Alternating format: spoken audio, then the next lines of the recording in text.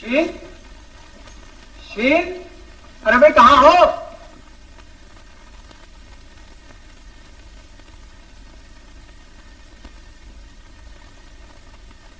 न जाने कहाँ चली गई।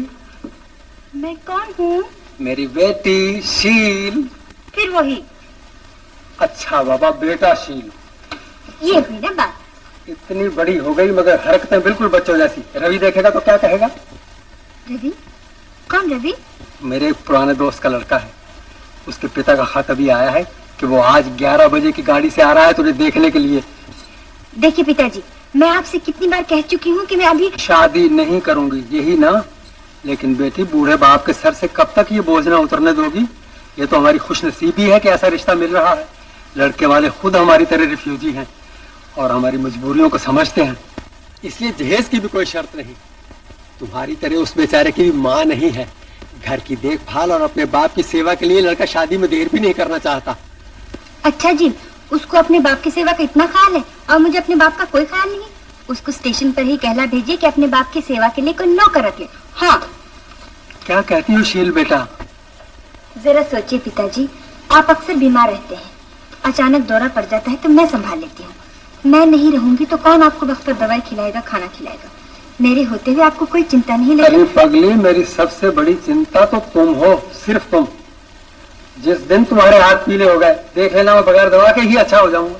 लेकिन पिताजी। खिलाना राम, खिलाना राम। आया डॉक्टर साहब। दो खुराक लीजिए, 200 नए पैसे। कंपाउंडर जी, दवा मीठी तो है ना? मीठी? What do you mean? ये डिस्पेंसरी है, हलवाई की दुकान नहीं। खिलाना Ram. Coming sir. Compounder ji, दवाई पीने का समय? एक खुराक सुबह जागने से पहले, एक खुराक रात को सोने के बाद। अंडरस्टैंड? है? मैं आई कमिंग सर?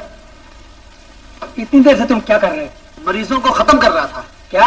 जी मेरा मतलब है मरीजों की बीमारियों को खत्म कर रहा था। डिजीज नॉट मरीज। तुम सचमुच खिलौना हो। Thank you. सुनो, अभी स्टेशन पर जाओ, इसी गाड़ी से एक लड़का आ रहा है अपने शील को देखने के लिए, उसको लेके आओ। वेरी गुड खबर जी, इसलिए कि मैंने उस लड़के का मुंह नहीं देखा। कम से कम उसका हुलिया तो बता दीजिए। ओह, आई विल नोट। मैं खुशी में ये बताना तो भूल ही गया था। भाई उसे देखे तो मुझे भी मुद्दत हो गई है। वैसे लड़के का नाम रवि है, वो लखनऊ से आ रहा है, नौजवान है, खूबसूरत है, बस यूं समझो हजारों में एक। जी समझ गया, जैसे चांद सितारों में एक। बस तुम पहचान लोगे, मगर वक्त पे पहुंच जाना। गाड़ी पूरे 11 बजे आ जाती है और रवि पहली बार आ रहा है यहाँ। भगवान ने चाहा तो दूसरी बार आने का नाम ही नहीं लेगा।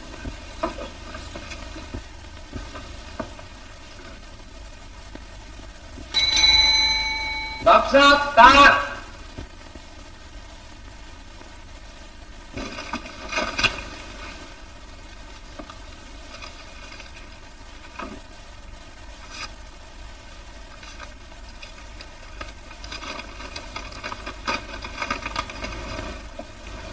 रवि नहीं आ रहा, न जाने क्यों बनते काम में अड़चन आ जाती है।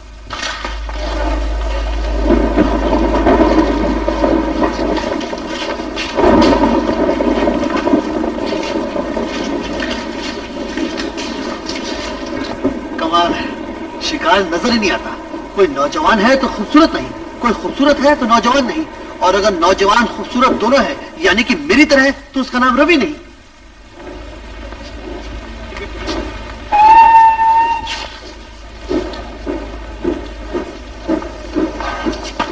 इंजेक्शन। Blood reaction. आपकी तारीफ? आपकी तारीफ के लिए मेरे पास अल्फाज नहीं है और मेरी प्रशंसा के लिए इनके पास शब्द नहीं है। आप लखनऊ से आए हैं ना? जी। Oh very good. 1 minute, let me see my diary. आप नौजवान है ना? है।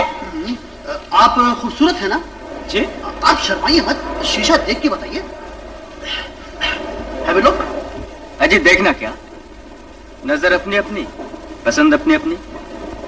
क्यों मिस्टर, बांकीलाल प्रेमी खूबसूरत है। यस, आपका नाम रवि है ना? है। मार इंजेक्शन। देख रिएक्शन। मगर बात क्या है? आप लोगों को मुझसे क्या मतलब? अजीब मतलब के बगैर तो आज का जमाना आंख उठाकर भी नहीं देखता किसी की तरफ। हम तो इतनी दूर से चलकर आए हैं आपके स्वागत के लिए। स्वागत? जी हाँ पाशाओ, आपका ऐसा स्वागत होगा कि आपकी तबीयत खुश हो जाएगी।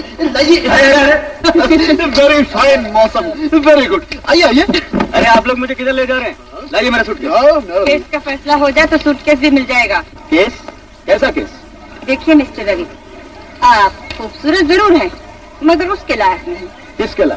डॉक्टर मेहता की लड़की शील के, जिसके लिए आप ट्रेन से आया, हम प्लेन से आया। शील? क्यों? नाम सुनते ही मुंह में पानी भर आया? देखो मिस्टर, तुम एक छोड़ 1000 लड़की को पसंद करो, भगवान कसम हमें कोई इतराज नहीं, मगर हमारी शील की तरफ कोई आंख भी उठाकर देखा तो हम उसकी आंखें निकाल लेंगे। नहीं नहीं बांकीलाल जी, जो बीमारी इंजेक्शन से दूर हो जाए उसके लिए ऑपरेशन क्यों किया जाए? भला आप ही बताइए, एक बोतल में 2 बीमारियों के मिक्सचर आ सकते हैं क्या? जी नहीं। करेक्ट, तो आप फौरन से पेश कर वापसी का टिकट कटवाइए। ये सब क्या बकवास है? आप हैं कौन? दूसरा मिक्सचर। दूसरा मिक्सचर? देखो मिस्टर, तुम भी नौजवान, हम भी नौजवान, तुम भी शादी करना मांगता है, हम भी शादी करना मांगता है, मगर तुमको लड़की पसंद करना है, हम लड़की पसंद कर चुका, उस जालिम को पहले ही नजर में अपना दिल दे चुका, और वो भी 2-4 दिनों में अपना दिल इनको देने वाली है। लेकिन मैं पूछता हूँ। पूछिए, बाद में, पहले सुनिए। अगर तुमने हमारे दरमियान दीवार बनने की कोशिश की तो भगवान कसम एक ही ठोकर में गिरा दिए जाओगे। खैरियत इसी में है कि उसका ख्याल छोड़ के फौरन यहाँ से चले जाओ। और टिकट ना भी मिले तो फोकट में चले जाओ। वरना खून की नदियाँ बह जाएंगी, चाकू चुरियाँ चल जाएंगी। अबे जा, मर गए चाकू छुरिया चलाने वाले। तुमने मुझे बुज़दिल समझा है क्या? अब अगर शील को नहीं देखना था तो भी देखूंगा, आज ही देखूंगा, अभी देखूंगा। अरे मैं अभी कहता हूँ वापस चले जाओ। नहीं जाऊंगा। नहीं जाओगे? नहीं। देखो मैं बहुत बुरा आदमी हूँ। मैं भी कोई अच्छा आदमी नहीं हूँ, समझा? शांति शांति शांति, तुम इसका मुकाबला नहीं कर सकते, ये तुमसे ज्यादा बदमाश है। होगा? तुम शायद बांकीलाल प्रेमी के गुस्से को नहीं जानते। जानता हूँ। मुझसे टक्कर लेने का नतीजा जानते हो? जानता हूँ। ना जानते हो? जानता हूँ। जानता है। वेरी गुड, तो फिर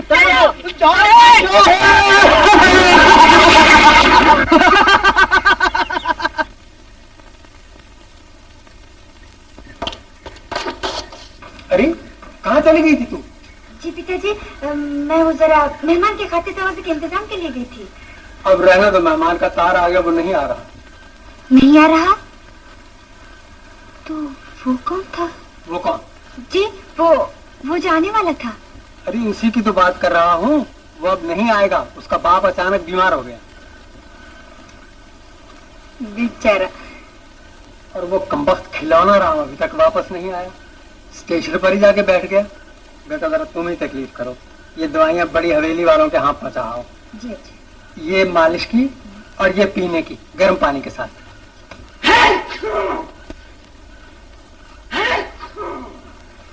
मर गए। मरोगे नहीं तो और क्या होगा? बेटा दूसरे की लड़की को छेड़ोगे ना तो यही अंजाम होगा। क्या बात करते हो यार? छेड़ना तो दूर रहा, तुम्हारी कसम मैंने उस लड़की को देखा तक नहीं। ये चकमा किसी और को देना, शायद तुम भूल रहे हो कि मैं वकालत पढ़ा हूं, है ना? अबे वकील की तुम, तू क्या समझता है मैं झूठ बोल रहा हूँ?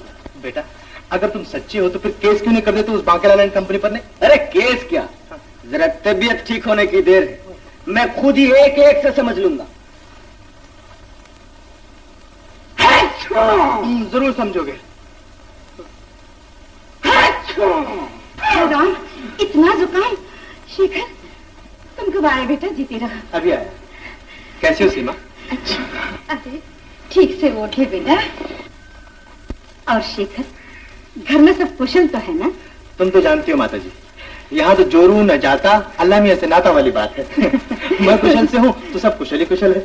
तो फिर शादी क्यों नहीं कर लेते? मुझ में कौन सी खूबी है?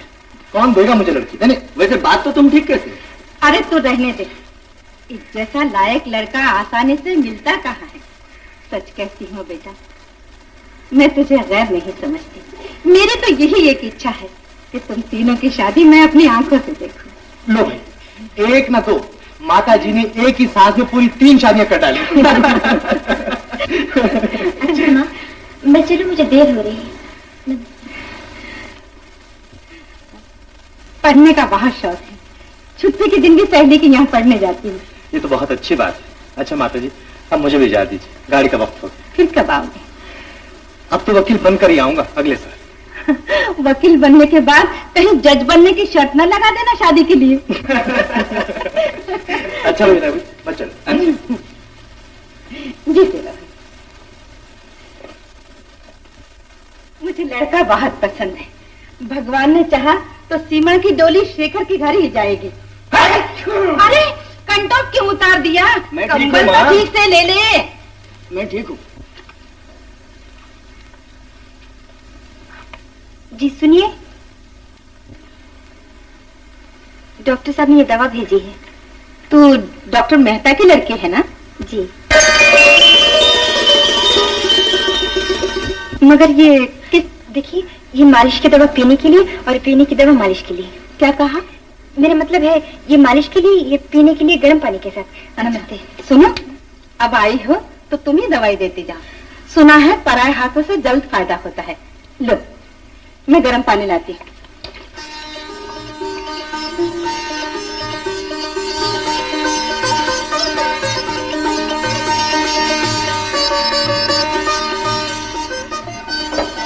सुनिए,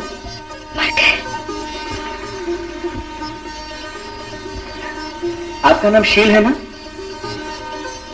बेशक, वाकई चल सकती हैं चाकू छुरिया। क्या कह रहे हैं आप?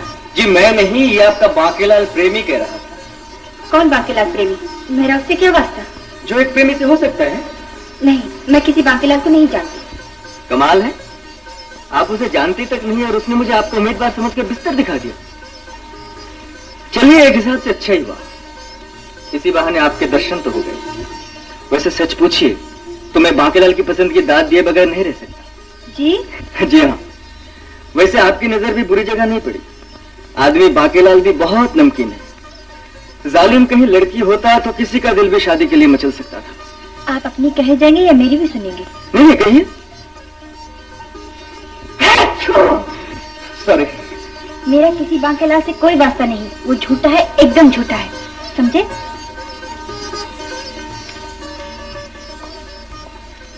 सीमा, मेरे ख्वाबो ख्याल में भी ये बात नहीं थी कि तुम मुझ पर इस तरह छा जाओ। तुम्हारी कसम, अब तो तुम्हारी जुदाई 1 मिनट के लिए भी गवारा नहीं होती। इसीलिए आज 15 मिनट लेट आए हैं। भाई इसमें मेरा नहीं, इसका कसूर है। इसकी तबीयत आजकल कुछ नासाज रहने लगी है। तो नई घड़ी क्यों नहीं खरीद लेते? अजी आप घड़ी के लिए फरमाती हैं? यहाँ तो पानी का घड़ा तक नहीं खरीद सकते जो पिछले महीने टूट गया था। क्यों? सारी तनख्वाह कहाँ जाती है? क्या बताऊं, अपने से यार दोस्तों की तकलीफ नहीं देखी।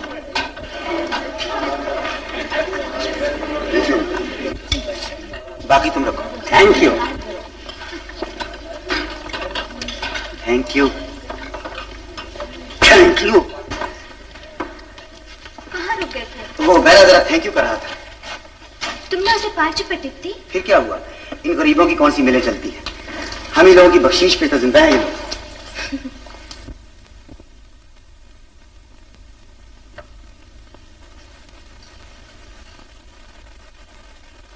बंसरी, क्या अब फिर बाहर जाने का इरादा है? नहीं तो फिर काहे के लिए बन समर रही है? क्यों जी? क्या घर में बंद संवर के रहना पाप है? ये पाप पुण्य मैं नहीं जानता। तू फिर कान खोल कर सुन ले। अगर तूने घर से बाहर पांव रखा या किसी मर्द से बात की तो मुझसे बुरा कोई नहीं होगा। हाय भैया, तो क्या आपसे भी बात नहीं करूं? पगली, इनसे बात नहीं करेगी तो किससे करेगी? इनके उपकार का बदला तू जन्म जन्म नहीं चुका सकती। इन्होंने तो तुझ जैसी यतीम को सहारा दिया, पाला पोसा, दूध मलाई खिला खिला कर जवान किया। ये तो तेरे बाप के बराबर है। बाप के बाप? बाप की बच्ची, बाप होगा तेरा बाप। एक लड़की के 2 बाप कैसे हो सकते हैं? उल्टी सीधी बात सिखाती है मासूम बच्ची को। चल रहा हो यहाँ से, निकल। लेकिन लाला जी, अरे तू किसी भले घर में नौकरी करने के लायक नहीं है। खबरदार जो कभी इस घर में पांव रखा, निकल यहाँ से। सुसरी को बात करने की तमीज नहीं है। आधा set potassium cyanide mister Popatlal की माता जी के लिए। Very good. कौन है? बंसरी, वाले की, वेरी काइंड ऑफ यू। बंसरी, आज दर्शन देने में सो लेट। बस आज कर लो जी भर के दर्शन। क्यों, क्या बात है? यहाँ आने के लिए हर दर्द का बहाना खत्म हो चुका है। आंख दर्द, नाक दर्द, दांत दर्द, कान दर्द, सर दर्द। लेकिन एक दर्द भूल गई हो, अभी दिल के दर्द का बहाना तो बाकी है। दिल का दर्द? यस। लाला को अगर इस दर्द का पता चल गया तो हम दोनों को इतना पीटेगा कि सारा जिस्म दर्द करने लगेगा। लाला लाला लाला, जब देखो ये लाला, आखिर ये लाला है क्या भला? एक बार मिलाओ तो सही, मैं उसे। नहीं मिलो तो अपनी के रूप में भैंसा है, भैंसा। ये बात है तो नहीं मिलते, जाओ। कहता था बंसरी घर से बाहर कदम रखा तो टांगे तोड़ दूंगा, टांगे तोड़ दूंगा। हाँ, शायद उस कमबख्त को मालूम नहीं कि खिलौना राम कंपाउंडर नहीं टूटी हुई टांग जोड़ भी सकता है। कुछ भी कहो खिलौना जी, मगर आज मेरी तुमसे ये आखिरी मुलाकात है। आखिरी? अरे वो अब क्या होगा?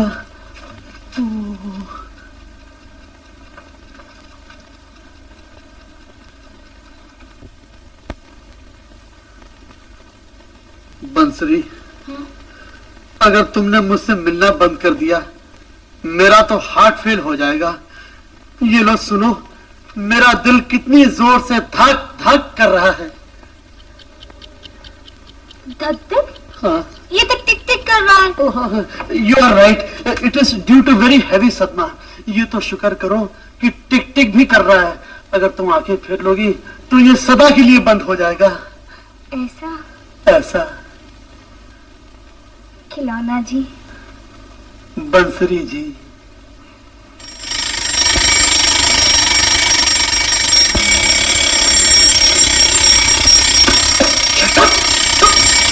क्या हुआ?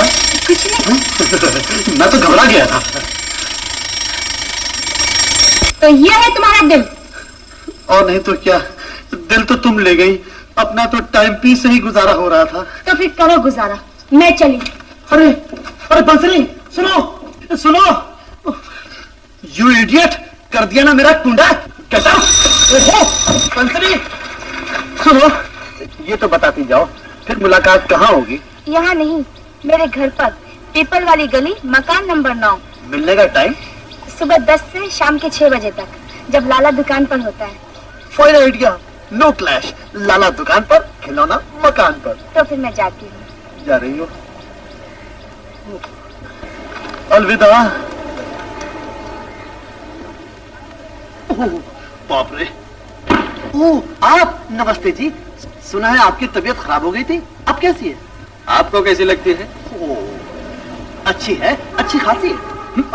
अहिंसा परमो धर्म। बात यह है, गलत फहमी में किसी और का इंजेक्शन आपको लग गया था। अब कभी नहीं लगेगा। अच्छा ये तो बता, अभी तुम्हारे साथ कैसा बर्ताव किया जाए? जो सिकंदर ने पोरस के साथ किया। मेरा मतलब है, हाथ मिलाइए, मुस्कुराइए, गिव ए कोलगेट स्माइल और मुझे विदा कीजिए। अबे जा कहाँ रहे हो? घर। ठहरो ठहरो, अब भी भेजता हूँ। क्यों, आप ही कन्वेंस है? हाँ जी। कहाँ है? यहाँ। कमाल है, हमारी दवाई से अच्छे होकर हम ही पे तंदुरुस्ती आजमाई जा रही है। चुप! बच्चा समझ कर रोक जमाते हो। आने दो बाकीलाल को, फिर बताता हूँ। बाकीलाल, बाकीलाल, बाकीलाल, मालूम होता है अखाड़े से वापस नहीं आया। You are lucky today. आने दो बाकीलाल को भी, पहले मैं तुम्हारा बागपन निकालता हूँ, समझा? बचाओ! डर गए, बाकीलाल के नाम से डर गए। डर गए? डर गए। बचाओ बचाओ! बाकीलाल कहाँ हो तुम? बाकीलाल, सेव दिस बच्चा। आई एम इन ट्रबल, बचाओ! ठहरो, बचाओ! ठहरिए। आप इस गरीब पर क्यों बरस रहे हैं? अजी ये गरीब नहीं, बदमाश है। बाकी के साथ ये भी तो उलझाता मुझसे। जी। वो क्या देख रही है? पता क्यों नहीं देती? अरे बताया है, इसीलिए तो तुम्हारी गर्दन पकड़ी है, बदमाश। बताया है, फिर भी गर्दन पकड़ी है, फिर ठीक से बताया होगा। एक शरीफ लड़की के बारे में झूठ बोलते हुए शर्म नहीं आती? अब भाग कर कहाँ जा रहा है बुजदिल? छोड़िए, बहादुर बुजदिल का पीछा नहीं करते, जाने दीजिए बुजदिल को। बुजदिल? ओ, तुम भी बुजदिल कहती हो? क्या कहा था इसने? बाकीलाल झूठा है। बाकीलाल सच्चा है, बिल्कुल सच्चा है, ये झूठी है।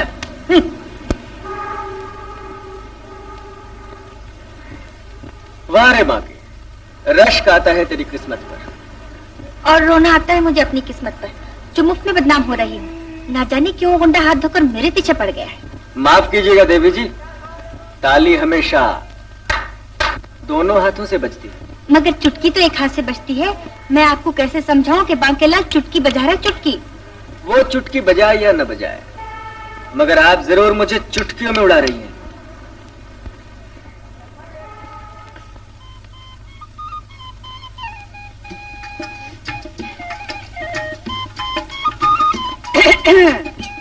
अरे तुम खूब मिले, पहले तुम्हारा हिसाब चुकता करता हूँ। देखो प्यारे, दूर से बात करो, दूर से।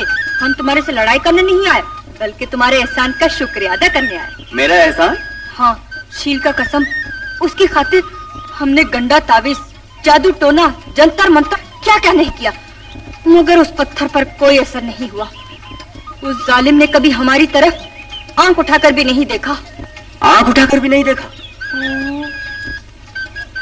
वंडरफुल। मगर आज तुम्हारी बदौलत उसने हमको बुलाया, बुलाकर बिठाया और बिठाकर गाली दिया। इतना गाली दिया, इतना गाली दिया कि बस मजा आ गया। मजा आ गया? हाँ, दिलदार का गाली हर एक को नसीब नहीं होता। दोस्त, हाथ मिलाओ, आज तो हमारे लिए ईद का दिन है। अरे हाथ क्या मिलाएंगे, ईद के दिन तो लोग गले मिलते हैं प्यारे। क्या हुआ? बस बस, गले मिलेगा, मगर पहले गिला तो दूर हो जाए। अरे गीला दूर होने में बाकी क्या है, मैं तो कुछ और ही समझा था, लेकिन यहाँ तो वन वे ट्रैफिक निकला। वन वे का टू वे होते देर नहीं लगता, मगर तुम ट्रैफिक इंस्पेक्टर बनकर हम दोनों के बीच में कहां से अटका? ओह, ट्रैफिक इंस्पेक्टर?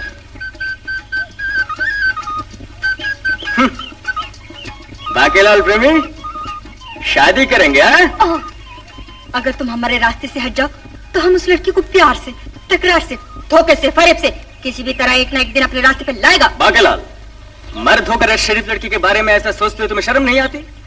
पहले तुमने मुझसे कहा था, अब मैं तुमसे कहता हूँ, शील की तरफ आंख उठाकर भी देखा तो मैं तुम्हारी आंख निकाल लूंगा। धमकी देता है बांकेलाल को? हाँ हाँ देता है। देता है? एक आंख तो क्या, हम उसको दो आंख उठाकर देखेगा। समझता क्या है अपने आप को?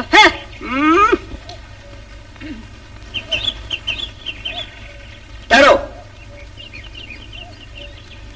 तुमको अभी इसी वक्त फैसला करना पड़ेगा कि तुम शील से कभी नहीं मिलोगे। मिलूंगा, जरूर मिलूंगा। तुम शायद रवि के गुस्से को नहीं जानते हो। जानता हो। मुझसे टक्कर लेने का नतीजा जानते हो। जानता हो। खैर ना जानते हो। जानता हो। जानता है। Very good.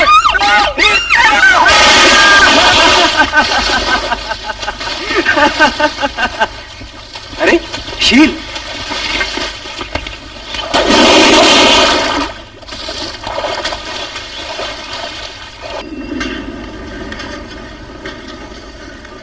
पहलवान, तकलीफ ना हो तो जरा पीपल वाली गली का रास्ता तो बताना। तकलीफ कैसी बाबूजी, कहिए तो उठा कर ले चलो। नहीं नहीं, ये रही पीपल वाली गली। ये किसके यहाँ जाना है अपना ही जिगरी यार। कैसा जिगरी यार है वो, जिसके घर का भी पता नहीं? घर तो उसका अपने दिल में है पहलवान। आज पहली बार जा रहा हूँ यार के यहाँ। अरे हाँ, खाली हाथ क्या जाऊं? तोड़ दो इसी खुशी में 2 रसगुल्ले। जरा फटाफट वो दिल पे हाथ रखे, मेरी राह देख रही होगी, वो देख रहा होगा। जब बात मुंह से फिसलेगी बाबूजी तो फिर क्या छुपाना, जरा हम भी तो सुने किसकी खातिर जा रहे हैं ये रसगुल्ले। कौन है वो रसीली? बड़े रसिया हो पहलवान, राम कसम अपने को तो इश्क मासूकी का समाचार सुनने सुनाने का बड़ा शौक है। पैसे रखो जी अपने पास, तुम्हारे हमारे मासूक में कोई फर्क है क्या? तुम्हारा भी कोई मासूक है पहलवान? सच पूछो तो मैं उसका मासूक हूँ, बहुत चाहती है मुझको, और इतनी भोली है, इतनी भोली है कि बस मत कुछ पूछो। अब तुम बताओ कौन है वो? महज़बीना है एक फुलझड़ी, मगर आंख कैसे लड़ी? आंख में दवा डलवाने आई थी, मैंने आंख में आग डाल दी। फिर वो मिलती रही मुझसे अपने लाला की आंख में धूल झोंक कर। लाला? हाँ लाला, कहीं हो गया सामना तो बना दूंगा उसको साला। ससुरे ने बेचारी का बाहर आना जाना बिल्कुल बंद कर दिया। मगर नाम क्या है उस बेचारी का? हाय, नाम जिसे चाहे शाम। अबे लल्लू जी, भला शाम किसे चाहते थे? यूं तो सारे संसार को, पर सबसे ज्यादा बंसरी को। चुप रह बे, बड़ा आया ज्ञानी कहीं का। शाम राधा को भी तो चाहते थे। ये राधा है क्या?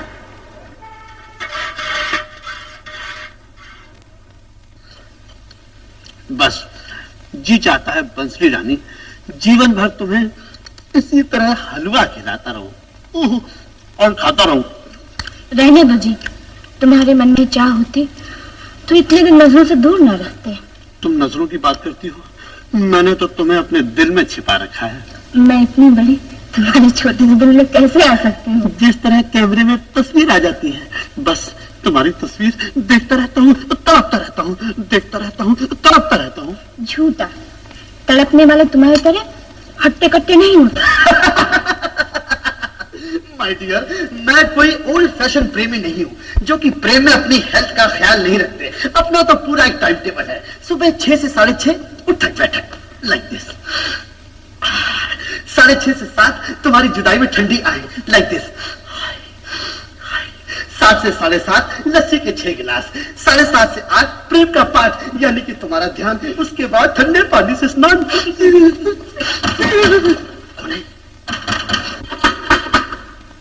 बंसरी, ओ बंसरी।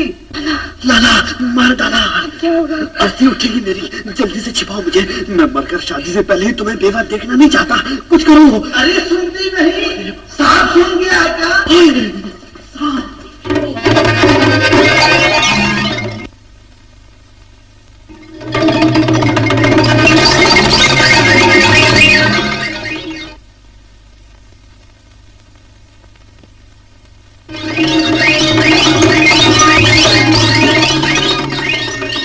अरे खोलती है या तोड़ूं दरवाजा?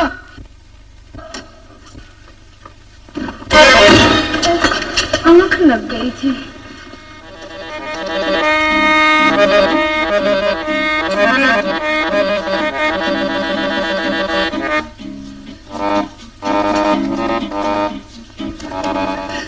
हनुमान जी, रक्षा करना।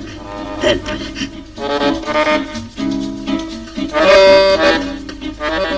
सच सच बता, कहाँ छुपाया है उसे? तलाशी लेकर भी तसल्ली नहीं हुई तुम्हारी? जब देखो शक, जब देखो शुबा। अगर मेरे माँ बाप जिंदा होते तो इस तरह क्यों उंगली उठाते मुझ पर? माँ, बापू। अरे मरे हुओं को बीच में क्यों घसीटती है? ऐसी जिंदगी से तो बात ही अच्छी है, मगर एक पाप ही। अभी खाकर जाती हूँ उनके पास। ऐसा ना कर बंसरी, ऐसा ना कर। मुझको अपने पास बुला लो माँ। अरे बंसरी, अरे मत रो। बंसरी, अरे बंसरी, मत रो। मैं तुमसे नहीं बोलती। जाओ, जाकर और लो तलाशी, निकालो जिसे मैंने छुपा रखा। भूल हो गई, अब चुप हो जा। माफी चाहता हूँ। बिल्कुल माफी नहीं चाहता। बता, ये हलवे की 2 प्लेटें किसके लिए है? 2 प्लेटें? हाँ बोल। एक अपने लिए, एक तुम्हारे लिए जी। लेकिन तुझे कैसे पता चला कि मैं आऊंगा? क्या दिल को दिल से रहा नहीं होती है जी? होती है, होती है, होती है। लो, हलवा खाओ जी। जी, मैं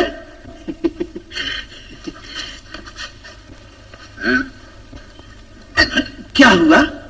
हलवा अटक गया गले में। लगता है हलवा दिल से बनाया है। किसने काटा? खटमल होगा। जरूर कोई मोटा खटमल लगता है। सारा मजा खराब कर दिया साले ने। क्या कर दिया इसमें? कंबल दरिए, बहुत चोट लगी। ना खाओ दवा।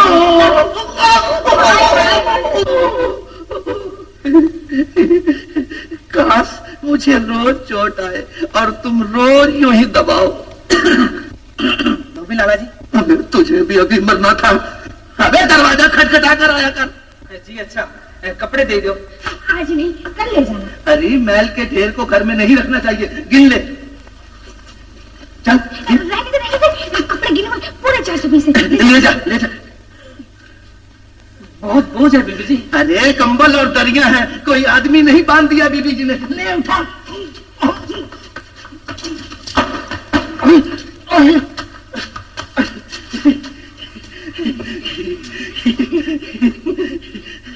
अच्छा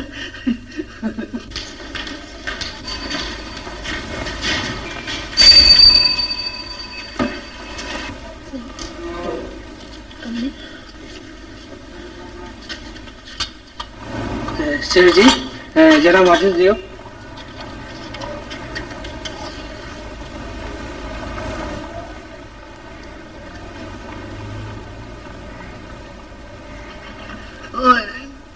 मर गया, मर गया। ए जवान जरा हाथ लगाइयो। हाँ हाँ हाँ हाँ, लो। शुक्र है बच गया, मर गया।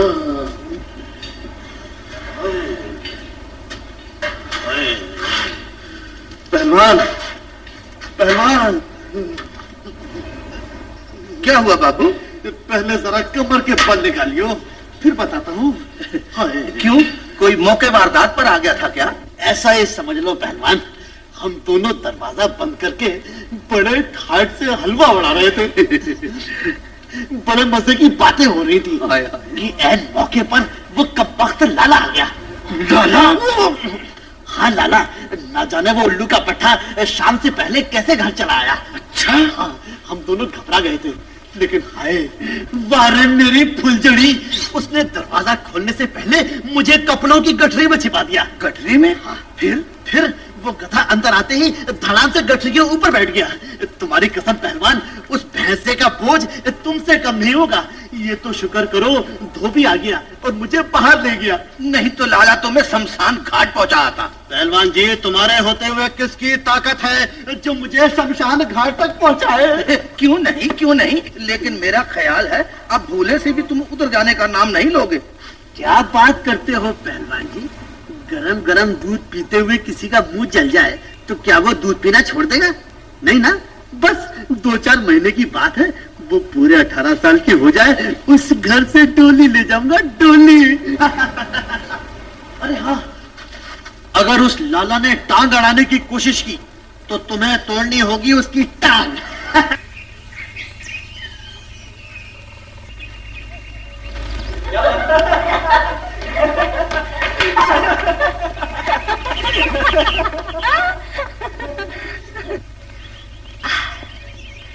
शील, भला हम कब तक एक दूसरे का नाम ही लेकर जीते रहेंगे?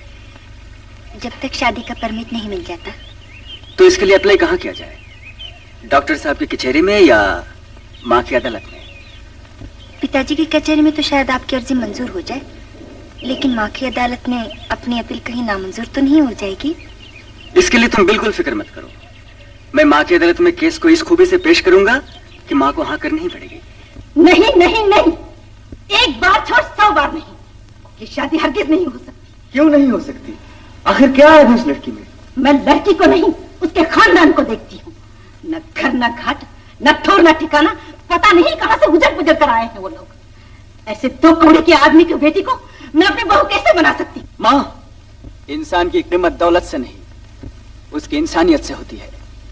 जिसे तुम 2 कौड़ी का आदमी बताती हो, उसने उजड़ने के बाद भी कभी किसी के आगे हाथ नहीं फैलाया। वो क्यों हाथ फैलाएगा किसी के आगे? इतने बड़े घर का लड़का जो फांस लिया है उसने। माँ, शर्म नहीं आती माँ को आंखें दिखाते हुए? कान खोल कर सुन लो, तुम्हारी शादी वही होगी जहां मैं चाहूंगी। ये मेरा आखिरी फैसला है।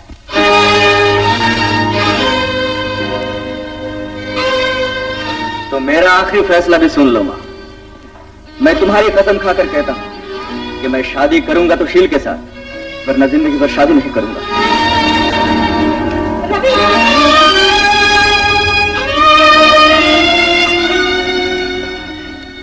तुम बेवा माँ के एकलौते बेटी होने का नाजायज फायदा उठा रहे हो।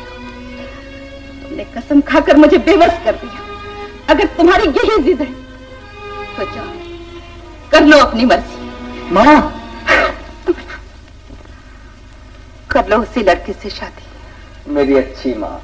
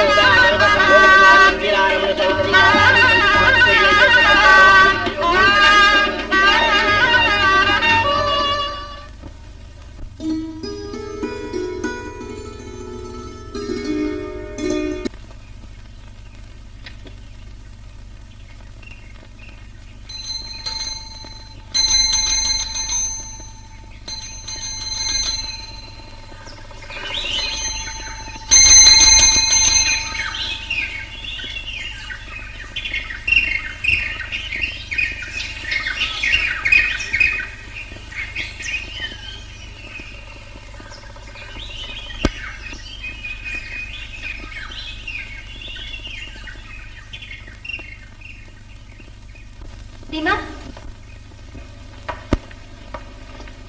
कहाँ चली? पढ़ने? मगर आज तो कॉलेज बंद है। लेकिन सहेलियों के घर तो खुले हैं। कभी कभी अपने भाभी के पास भी बैठा करो। मैं भी पढ़ाई में तुम्हारी मदद कर सकती हूँ। शुक्रिया। जब आपकी मदद की जरूरत होगी तो जरूर कहूंगी। Bye bye. ठहरो सीमा, नौकर को भेज कर अपनी सहेली को यहीं बुला लो। नहीं, वो यहाँ नहीं आ सकती। तो फिर तुम भी वहां नहीं जा सकती। बैठो इधर। सीमा, क्या बात? कुछ नहीं माँ, देखो ना, मैं अपनी सहेली के पास पढ़ने जा रही हूँ, लेकिन भाभी मुझे जाने नहीं देती। क्यों? माँ जी, बात यह कि अपनी सीमा बच्ची नहीं, इसलिए मैं नहीं चाहती कि अकेली कहीं आ जाए। क्या कहा? मैं जो कुछ कहती हूँ इस घर के भले के लिए कहती हूँ माँ जी। इस घर का भला बुरा सोचने के लिए मैं बैठी हूँ अभी। जाओ सीमा। ठहरो सीमा। माँ जी, आखिर मेरा भी तो कुछ हक है सीमा पर। आपकी आंखों ने बहुत भला जमाना देखा है, मगर अब जमाने की हवा कुछ और है। मैं नहीं चाहती कि मेरी बेटी पर शक करते हो, मेरे खून पर उंगली उठाते हो। नहीं नहीं माँ जी, मेरा ये मतलब नहीं। मैं खूब समझती हूँ तुम्हारा मतलब।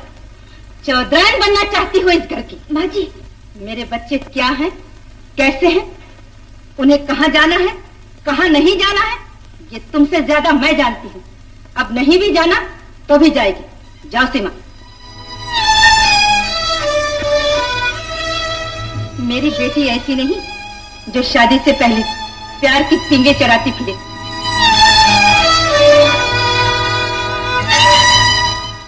क्या बात है, बड़ी देर लगा दी आज?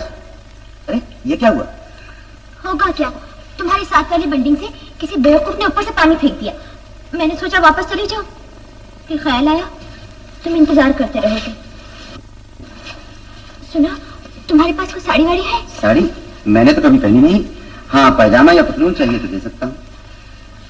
चलेगी? जी नहीं।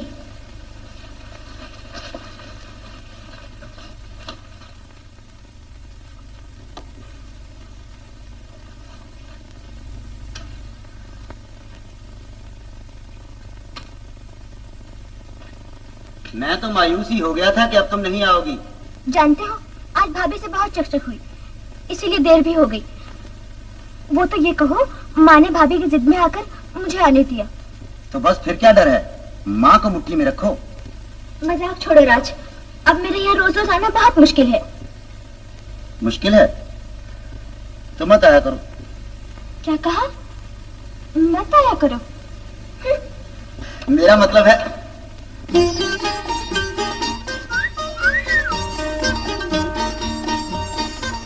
है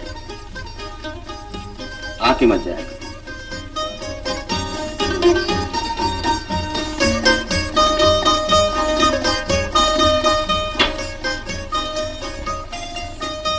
मर न जाए तो क्या करे कोई। अभी तो ठीक है ना? आप रहने दे तब ना। क्यों निशाना मुझे नजरों का बना रखा है, दिल तो तुम ले गए, अब सीने में क्या रखा है। छोड़ो छोड़ो मेरा हाथ। कब तक छुड़ाती रहो, शादी के बाद भी तो ये हाथ इसी हाथ में आएगा। मगर शादी के बाद ना, उसमें कोई कसर है क्या? शादी तो 2 दिनों का मेल है, बाकी रहा जग दिखावा वो भी हो जाएगा।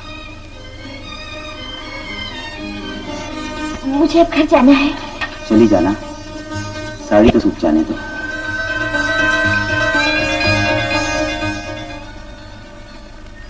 वो आदमी अच्छा नहीं।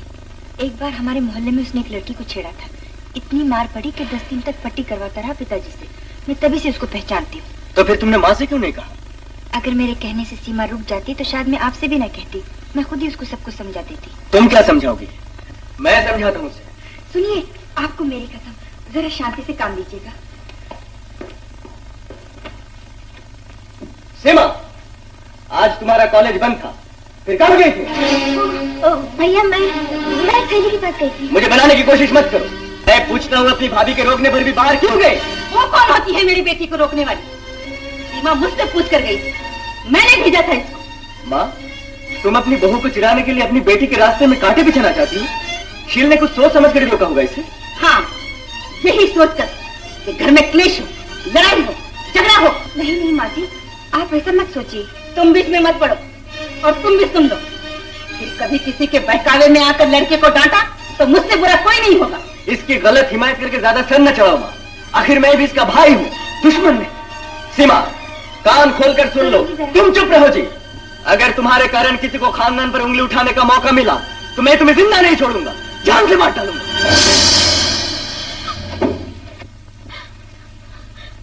माँ, बहू रानी, भाई बहन में झगड़ा करवा के कलेजा ठंडा हो गया तुम्हारा? कुछ कसर रह गई हो तो जाओ और कान भरो खत्म के। न जाने कैसे खोटे कर्म किए गए जो ऐसी बहू पल्ले पड़ गई।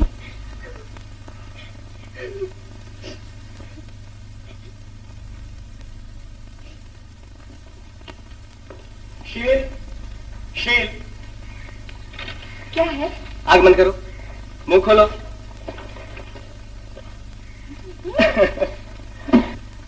मुबारक हो, आ गया कंपनी का खत। तुम्हारे होने वाले बच्चों के बाप को नौकरी मिल गई। बस पहले बंबई में ट्रेनिंग, फिर ऐश विद कैश, पूरी 1000 रुपया तनख्वाह, रहने के लिए बंगला, घूमने के लिए मोटर और प्यार करने के लिए बीवी। हाय रे हाय, क्योंकि बीवी भी कंपनी की तरफ से मिलेगी। कंपनी से बीवी नहीं मिलेगी, बल्कि बीवी से कंपनी मिलेगी। कंपनी ने फौरन जवाब मांगा है। तो आप फौरन जवाब लिखिए कि मैं फौरन आ रहा हूँ और मैं फौरन ये खुशखबरी माँ जी को सुनाती हूँ।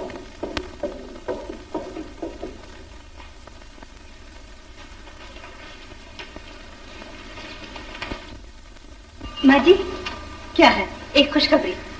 कैसे खुशखबरी? पहले मुंह तो मीठा कर लीजिए। वो बम्बई जा रहे हैं ट्रेनिंग के लिए, उन्हें नौकरी मिल गई। नौकरी? जहर खिलाने आई है मुझे? माँ जी, खबरदार दे मुझे माँ जी कहा। पहले बहन भाई का झगड़ा करवाया और अब नौकरी के बहाने माँ से बेटे को जुदा करना चाहती है। ये आप क्या कह रहे हैं? क्या जरूरत है उसे नौकरी करने की?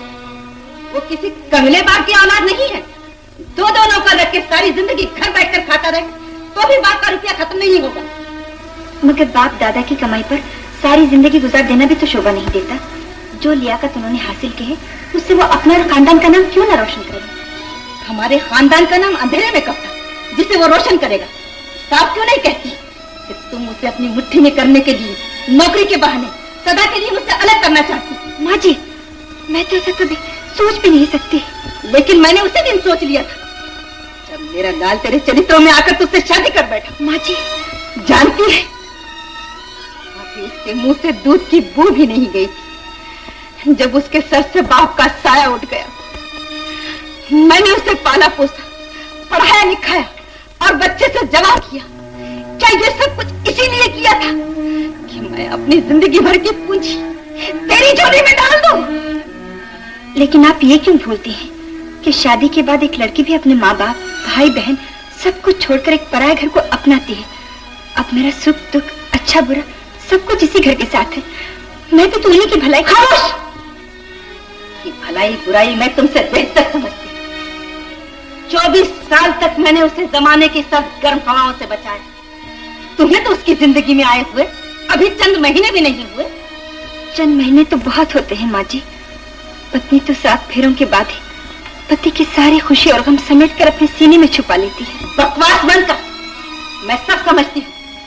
तुझे उसकी खुशी और गम की फिक्र नहीं, तुझे फिक्र है अपने कंगाल बाप की। माँ जी, माँ, ये सब क्या हो रहा है? पूछ अपने जोरों से, जो बेटे को उसकी माँ से अलग करके उसकी कमाई अपने बाप के झोले में डालना चाहती। ये तुम क्या कह रही हो माँ? सीधी सादी बात का उल्टा मतलब क्यों निकाल रही हो? तू चुप रहे, मैं सब समझती हूँ। अरे मैं 5-10 हजार रुपया यूं ही तेरे बाप को दान दे सकती हूँ। माँ जी, जो कुछ कहना है आप मुझे कह लीजिए, लेकिन मैं अपने देवता स्वरूप बाप के बारे में एक लफ्ज भी नहीं सुन सकती। सुन लिया तूने? ये अपने बाप के बारे में एक लफ्ज सुन नहीं सकती, और तू अपनी माँ के बारे में इतनी बातें सुन रहा है। तुम तो यूं ही बिगड़ रही हो माँ। आखिर शिल ने क्या कह दिया है? अभी कहने में कुछ कसर है क्या? कान खोल कर सुन ले रवि, एक दिन तूने मेरी कसम खाकर कहा था शादी करूंगा तो इसी लड़की से। आज मैं तेरी सौगंध खाकर कहती हूँ, इस घर में ये रहेगी या मैं। माँ जी, ऐसी कसम न खाइए, चाहिए तो मुझे जान से मार डालिए। ससुराल से तो बहू की अर्थी निकलती है, वो खुद नहीं जाती। तो फिर मैं जाती हूँ। माँ हट जा, इसके होते हुए मैं यहाँ सांस लेना भी पाप समझती हूँ। आप क्यों जाएंगे? आप तो इस घर की मालकिन हैं, पराई तो मैं हूँ। मुझे जाना चाहिए, मैं चाहती हूँ। शील, ऐसी बातें करती हो? क्या हो गया है तुम्हें? मैं बेटे के बीच मैं दीवार नहीं बनना चाहती।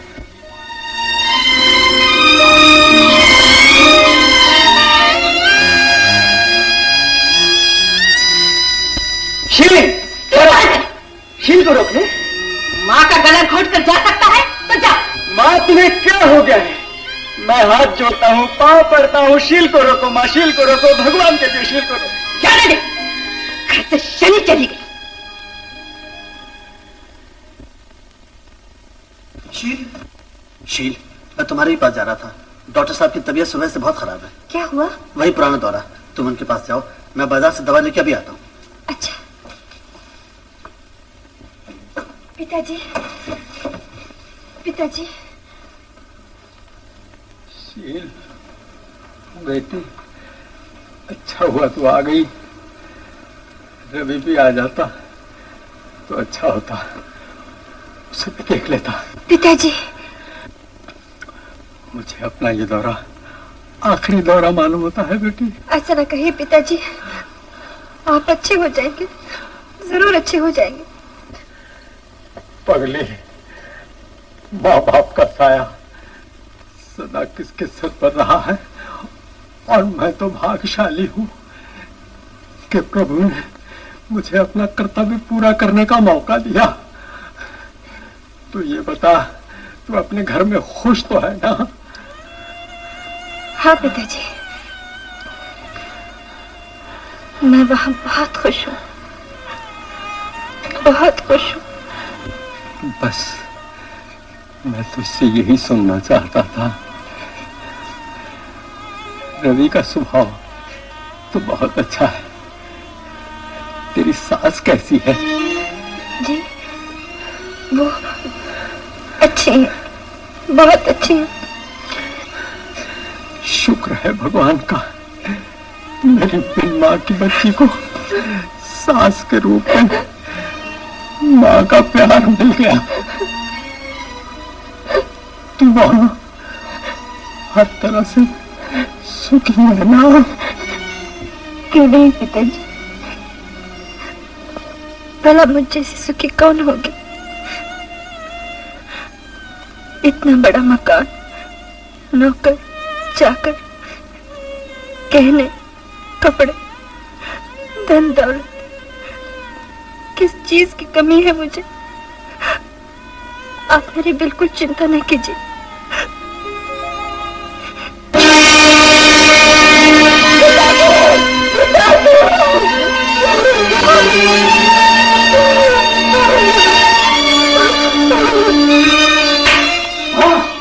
गजब हो गया माँ, शील के पिताजी का देहांत हो गया। चलो मेरे साथ।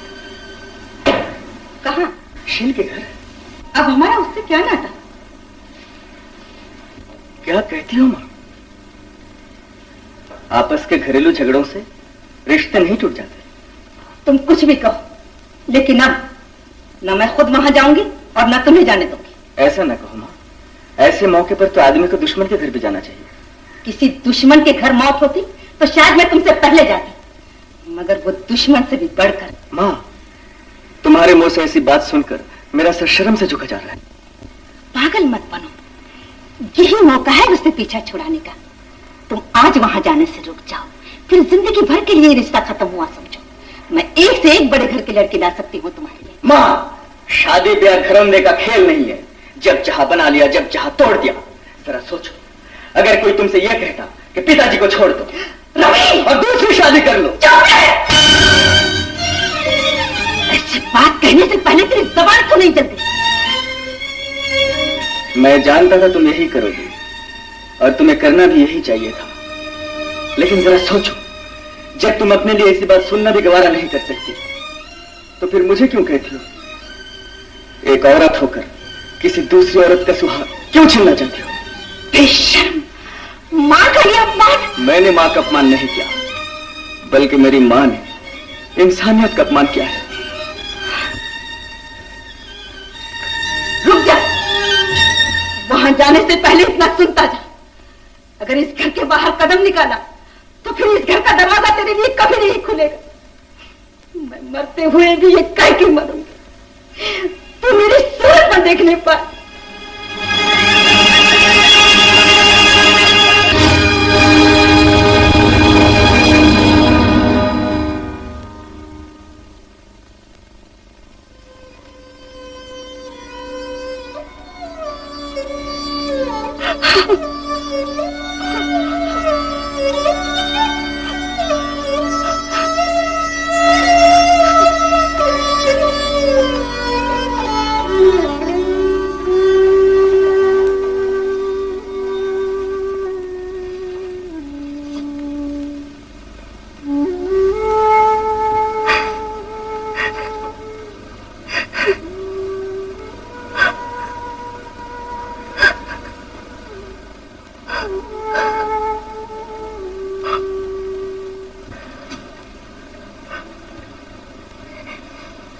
कब तक रो रो कर अपनी जान हल्कान करोगी?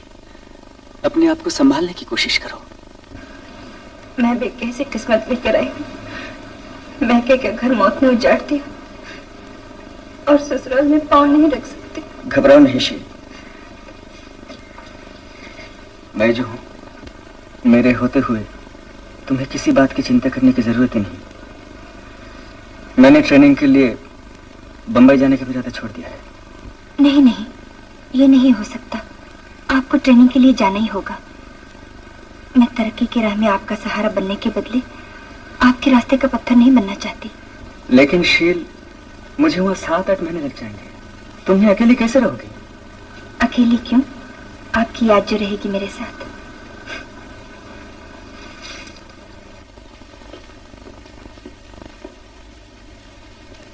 जी नमस्ते। नमस्ते, कौन है आप? जी राजकुमार। किस रियासत के? जी दरअसल मेरा नाम राजकुमार है। यहाँ कैसे आए? आप तशरीफ रखिए तो अर्ज करूं।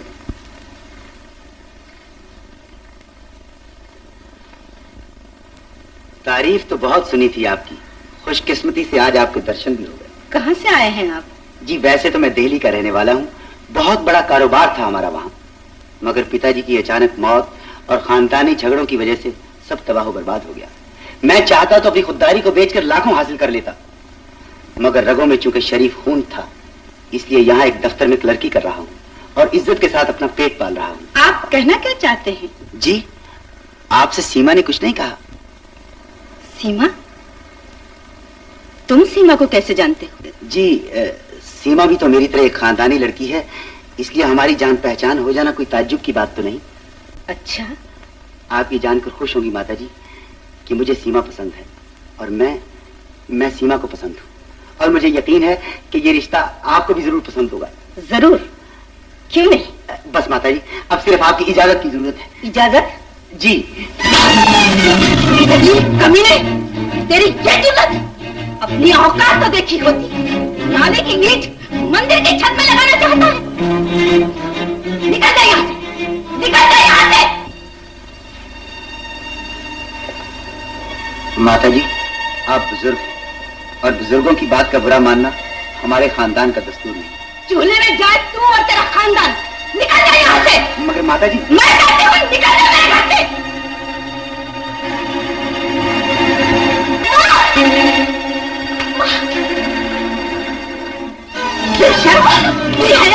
यही खाक उड़ाने के लिए बाहर जाती। रवि ने घर की बर्बादी में कोई कसर छोड़ी नहीं जिसे बस आज से तेरा कॉलेज आना जाना बंद, पढ़ाई लिखाई सब बंद। बाहर कदम निकाला तो टांगे तोड़ दोगे तेरी।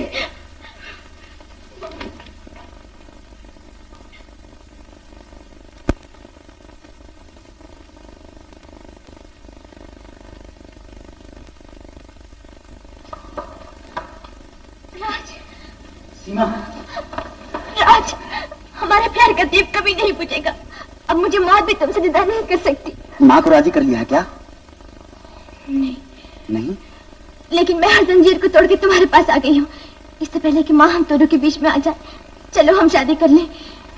मैं तुम्हारे जज्बात की कदर करता हूँ सीमा, मगर मैं नहीं चाहता मेरी वजह से तुम ना सिर्फ अपने घर वालों को बल्कि उनकी दौलत को भी खो बैठो। मुझे दौलत की परवाह नहीं, मेरी सबसे बड़ी दौलत तो तुम हो, सिर्फ तुम। फिर भी बड़ों का आशीर्वाद लेने में क्या हर्ज है? लेकिन ये कैसे हो सकता है? माँ कभी नहीं मानेगी। वो एक बार जिस बात को ना कर दे फिर उनसे हाँ करवाना नामुमकिन है, बिल्कुल नामुमकिन। दिल की लगन तो भगवान को भी मना लेती है। तुम्हारी माँ तो आखिर इंसान है, रोकर रूट कर पाँव पड़कर 100 तरह से मना सकती हो। बस जरा उनका गुस्सा ठंडा होने का इंतजार। मैं और इंतजार नहीं कर सकती। मैं माँ बनने वाली। सीमा, तो मालूम हो गई तुम्हें मेरी परेशानी की वजह। परेशानी? ये तो खुशखबरी है। तुमने अपनी माँ को नहीं सुनाई? ये तुम क्या कहते हो? अगर माँ सुनेगी तो मुझे जान से नहीं मार डालेगी। ये सुनने के बाद तो वो भागी चली आएगी मेरे पास रिश्ते के लिए। तुम कैसे बातें कर रहे हो? भगवान के लिए मेरी हालत पर रहम करो और माँ से मिलने की बात भूल जाओ। क्यों भूल जाऊं? क्या मैं इंसान नहीं? क्या मेरे सीने में दिल नहीं? अब मैं उसे दिखा दूंगा कि नाली की ईंट मंदिर की छत में कैसे लगती है। राज, मेरी मजबूरी को समझने की कोशिश करो राज। अगर तुम्हें मोहब्बत का पास नहीं है तो मैं इंसानियत के नाम पे तुम्हारे आगे दामन फैलाती हूँ। अपने होने वाले बच्चे का ख्याल करो राज। मुझे भागन पर तरस खाओ। अब मेरी और मेरे खानदान की इज्जत तुम्हारे हाथ है, तुम्हारे हाथ है, सिर्फ तुम्हारे हाथ है। लेकिन उसकी कीमत चुकाना तुम्हारी माँ के हाथ में।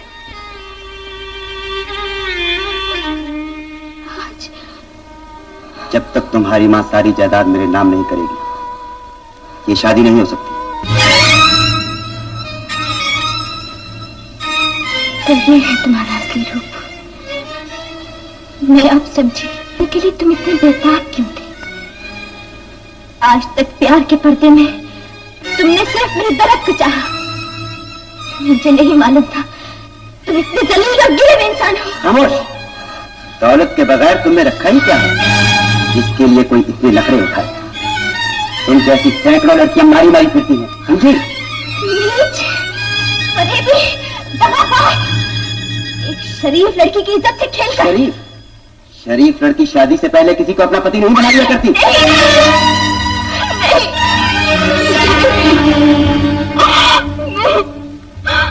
तुम इंसान नहीं, शैतान हो, शैतान।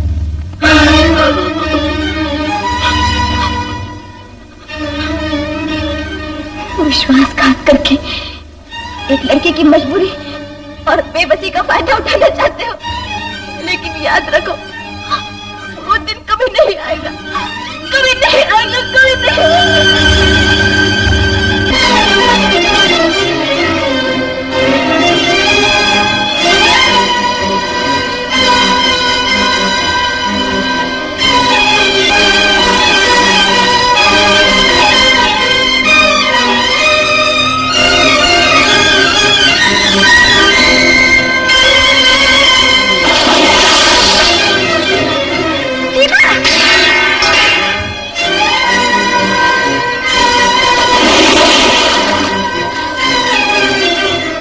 सीमा,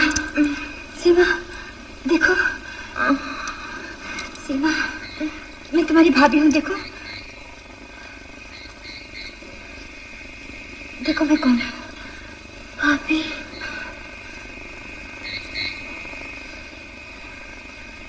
तुमने मुझे बचाया? हाँ। क्यों बचाया तुमने? तुमने मुझे क्यों बचाया? मुझे डूब मरने दो, मैं ऐसे ही लायक हूँ। सीमा, हट जाओ मेरे रास्ते से, मुझे नहीं चाहिए ये दुनिया। लेकिन बात क्या है, हुआ क्या? क्या करोगी पूछ के? मैं कहती हूँ मुझे मरने दो। मैं तुम्हें नहीं जाने दूंगी। अब मुझे कोई नहीं रोक सकता, कोई नहीं रोक सकता। सीमा, छोड़ दो, हट जाओ। मैं कहती हूँ छोड़ दो।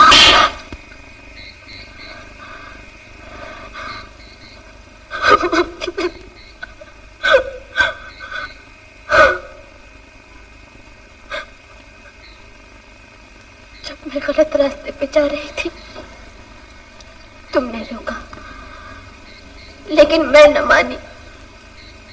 आज जब मैं सही रास्ते पे जा रही हूँ तुम मुझे क्यों रोकती हो भाभी? नहीं सीमा, नहीं, आत्महत्या पाप है। तुम जिंदगी से मुंह मोड़कर इस तरह नहीं भाग सकती। जरा सोचो, तुम्हें कुछ हो गया तो माताजी पे क्या बीतेगी, तुम्हारे भैया का क्या होगा? और अगर मैं जिंदा रही तो उनका क्या होगा? मेरा कलंक उन्हें जीने भी नहीं देगा और मरने भी नहीं देगा। कलंक? कहता कलंक? किस मुंह से कहूं? उस दगाबाज ने मुझे मझधार में लाके छोड़ दिया। अब तुम ही बताओ भाभी, मैं ये पाप की घटना लिए कैसे जिंदा रह सकती हूँ?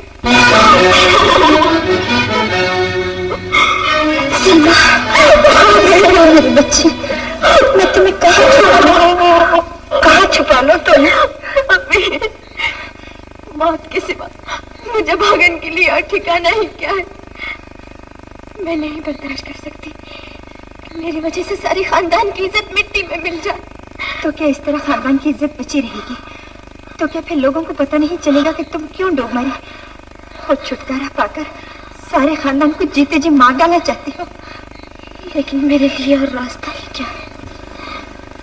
मुझे तो चारों तरफ अंधेरा ही अंधेरा दिखाई देता है। एक रास्ता है, मैं बनूंगी तुम्हारे बच्चे की माँ। नहीं, ये कैसे हो सकता है? मैं अपनी बदनसीबी की आग में तुम्हें नहीं धकेलना चाहती। नहीं। ये क्या कहती हो सीमा? क्या तुम्हारी और खानदान की इज्जत मेरी इज्जत नहीं है?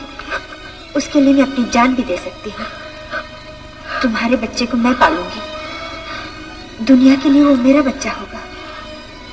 लेकिन भाभी, कभी किसी को पता चल गया, जरा सोचो तो मेरी क्या हालत होगी। उस वक्त तुम्हारी एक कुर्बानी मेरे लिए बबाला जान बन जाएगी। मैं जीते जी मर जाऊंगी। नहीं, ऐसा कभी नहीं होगा सीमा। तुम जानती हो, इस दुनिया में तुम्हारे भैया ही मेरे लिए सब कुछ है।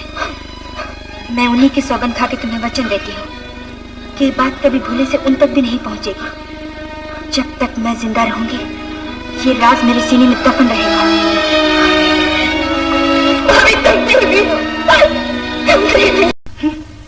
उस महारानी की तबीयत खराब तो हुआ करे, हमें उससे क्या? उसे सेहत का ऐसा ही ख्याल है कि किसी नौकरानी को ले जाए पहाड़ पर अपने साथ। मैं तुझे उसके साथ हरगिज नहीं जाने दूंगी। और खबरदार, जो फिर कभी उसका नाम भी लिया इस घर में।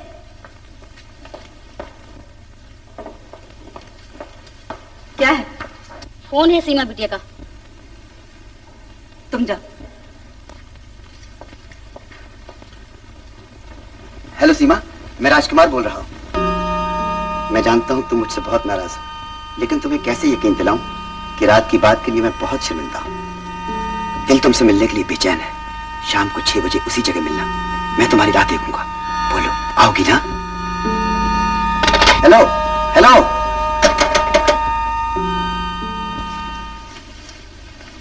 कब जा रही हो? कल। उसके साथ जाने की तैयारी करो। ये मत समझना कि मैं उसकी खातिर भेज रही हूं। मुझे लोक लाज और अपनी इज्जत का ख्याल है।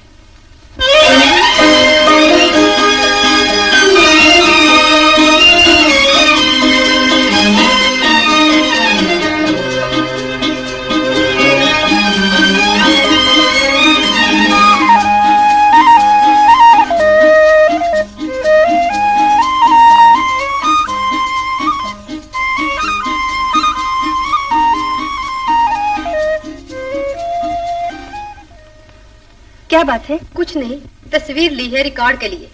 अच्छा।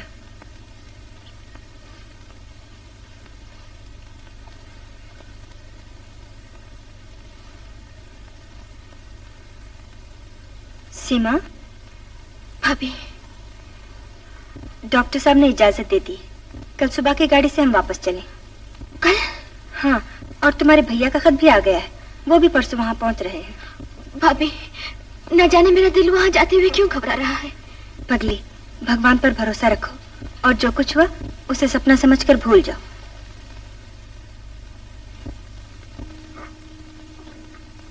खूब, बहुत खूब, मान गए। इतने बड़े राज को छुपाकर अच्छा बेवकूफ बनाया मुझे। लेकिन मैं पूछता हूं, मेरे जाने से पहले ये खुशखबरी तुमने मुझे क्यों नहीं सुनाई?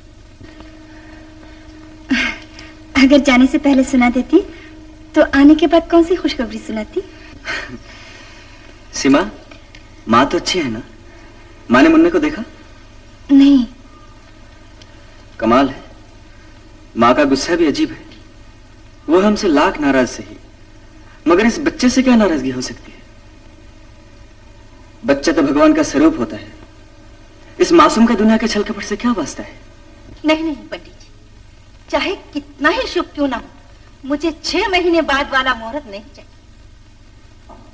जवान बेटी की चिंता जितनी जल्दी खत्म हो उतना ही अच्छा है। क्या नहीं, क्या नहीं? लड़का भी जल्द से जल्द शादी के लिए तैयार है। बस आप अगले महीने वाला मुहूर्त पक्का कीजिए। जैसी आपकी इच्छा। मैं चलता हूं।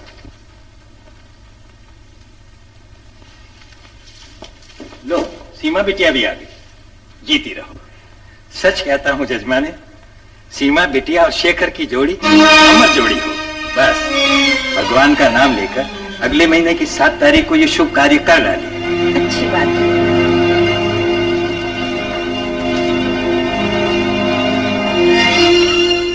तुम्हें शादी करनी ही चाहिए सीमा। माँ जी बिल्कुल ठीक कर रही है। सब कुछ जानते हुए भी तुम ऐसा कह रही हो भाभी? मेरे पाप का तो कोई प्रायश्चित ही नहीं। क्यों नहीं है? जब राजा इंद्र गौतम ऋषि का रूप धारण करके उनकी पत्नी अहिल्या के पास आया और वो देवी उसके धोखे का शिकार हो गई, तो क्या भगवान राम ने फिर उसे पत्थर से स्त्री बनाकर उसका उद्धार नहीं किया? लेकिन भाभी, मुझे आज राम कहाँ मिलेंगे जो एक औरत की बेकसी और बेगुनाही को दुनिया के सामने रख सके? भगवान तुम्हारे साथ है सीमा, उन्हें भी तुम्हारा भला मंजूर है। नहीं तो उस दिन तुम्हें बचाने के लिए मैं दरिया पर कैसे पहुंच जाती। शील, देखो कौन आया है। नमस्ते भाभी। हेलो सीमा। हेलो। अरे तुम तो ऐसे शर्मा रहे जैसे शेखर कोई अजनबी हो। सीमा, माँ तो अच्छी है ना? हाँ भैया। अच्छा भाभी, बहुत बहुत बधाई हो शेखर भैया। असली बधाई तो तब होती भाभी कि आप लोग भी शादी में शरीक होते। फिर वही रट। इतना समझा लेकिन बात फिर भी तुम्हारी समझ में नहीं आई। तो चुप बैठ। कोई बात नहीं शेखर भैया, शादी में हम शरीक हो या ना हो, लेकिन तुम दोनों की खुशी में हम जरूर शरीक हैं। हो गई तसल्ली? अब तशरीफ रखिए और चाय पीजिए। नो थैंक यू, चाय में पी कर आया हूँ और तशरीफ जाकर मैं अपने ऑफिस में रखूंगा, जहाँ मुझे एक मुकदमे की तैयारी करना है। यानी सच को झूठ और झूठ को सच साबित करने की तैयारी? देखो भाभी, अब कभी ये शरारत करे तो इसे पानी में धक्का मत देना, मेरे हवाले कर देना और मैं इसे कानून के हवाले करूंगा। अच्छा भाई, मैं चलूं। Okay, bye bye bye. चलो पंडित जी। यजमान जी, मैं फिर हाथ जोड़ता हूँ, तुम्हारे पाँव पड़ता हूँ, मुझे कांटों में मत घसीटो। खतरे वाली शादी मैं नहीं करवा सकता। खतरा होगा मेरे लिए होगा। अपने 4 मंत्र पढ़ के चलते बनो। चलता बनूं? चलता कैसे बनूं जजमान? उधर तुम्हारी डोली उठेगी, उधर लाला मेरी अर्थी उठवा देगा। चिता जलाने की भी जरूरत नहीं पड़ेगी और हवन कुंड में मेरा अंतिम संस्कार कर देगा। सीताराम। पंडित जी, आपको शर्म नहीं आती? एडवांस दक्षिणा लेके वक्त पे धोखा देते हो। बांधो धोती, चलो। चलिए पहलवान, पहलवान जरा इस पंडित का इलाज तो लगाइयो। एंड मौके पर धोखा दे रहा है। पंडित देखा पहलवान का डील डॉल, ये हमारी मदद पर है। बोला क्या मर्जी है तेरी? ये मदद पर है? हाँ। तो फिर मैं तैयार हूँ। परंतु किस्सा क्या है? किस्सा तो खत्म करने जा रहा हूँ पहलवान। आज मैं शादी कर रहा हूँ अपनी डेक्कन क्वीन से। क्या वो मान गई? मान गई? अरे उसके दिल का इंजन तो कब से मिलन की पटरी पर खड़ा सीटियां मार रहा है, लेकिन मैंने ही आज तक सिग्नल नहीं दिया था। सिग्नल नहीं दिया था? क्यों? क्योंकि लाइन क्लियर नहीं थी। आज वो पूरे 18 साल की हो गई है। अरे क्या हो गया? तुम्हें ये बात सुनकर खुशी नहीं हुई? खुशी बहुत हुई है, बहुत हुई है। लेकिन पहलवान कहीं वो मरदूत लाला बीच में विघ्न न डाल दे, इसलिए तुम्हें भी मेरे साथ चलना पड़ेगा। और देखो कन्यादान भी तुमको करना पड़ेगा। कन्यादान? हाँ। बात क्या है, वो बेचारी बिन माँ बाप की है और इसमें हरज ही क्या है? पहले तुम्हारी हमारी यारी है, अब रिश्तेदारी हो जाएगी। अच्छा ये बताओ, तुम मेरे ससुर बनोगे या साला? मेरा मतलब है लड़की के बाप बनोगे या भाई? ये तो वहीं चलकर फैसला होगा कि कौन किसका क्या बनता है। तो फिर चलिए पहलवान जी, कन्यादान महाकल्याण। चलिए। अरे पहलवान क्या हुआ? तुम चलो, मैं तुम्हारे लिए तोहफा लेकर आता हूँ। किंतु जल्दी आना पहलवान। पंडित जी कह दिया है तो जरूर आएगा। पहलवान बात का धनी है। चलिए चलिए चलिए। अबे लल्लू। जी सेठ जी। ला तो जरा मेरा मौला बखस। ये लीजिए। अभी कराता हूँ उसके बाप की शादी। तीन तार चोसने में यदि पहलवान नहीं आया तो क्या होगा जजमान? तुम्हारा सर, हम भी ठाकुर की औलाद हैं, किसी खसियारे की नहीं। आरंभ करो। करता हूँ। ओम स्वस्ति न इंद्रो वृत्रः। जजमान क्या होगा? देखता हूँ।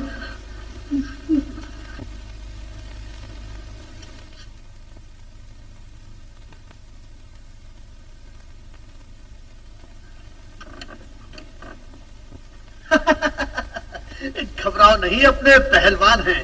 He has arrived punctual। Sitaram. आओ पहलवान आओ, मुझे तुम्हारा ही इंतजार था। भला बताओ मैं कैसा लगता हूँ? अभी बताता हूँ। Thank you. अरे अरे दरवाजा बंद करने की क्या आवश्यकता है? तुम आ गए हो, अब तो मैं लाला की छाती के ऊपर चढ़कर क्या करूंगा। धन्य भाग जो आप पधारे। अब खिलौना जी सुनो श्लोक हमारे। इनसे किस बात का घूंघट? ओपन है। जरा शर्माती है कन्या, कैसी है? लाला, लाला पहलवान होशियार। कहाँ है लाला? इधर है लाला। जुटाना। बेशरम, इसी दिन के लिए इतना कुछ खिला खिला कर तुम्हें जवान किया। पहले इनकी खबर ले लूं, फिर तेरी लेता हूँ।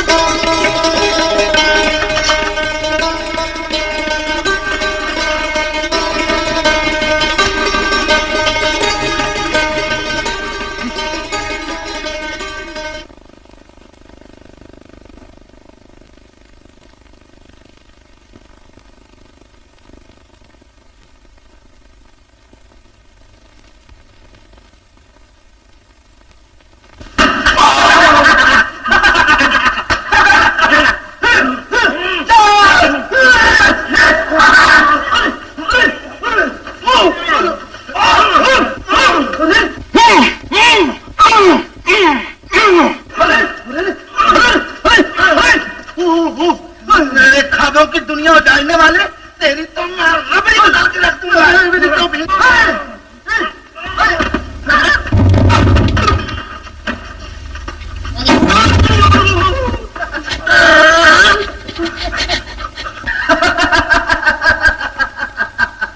बेवकूफ, लड़ने चला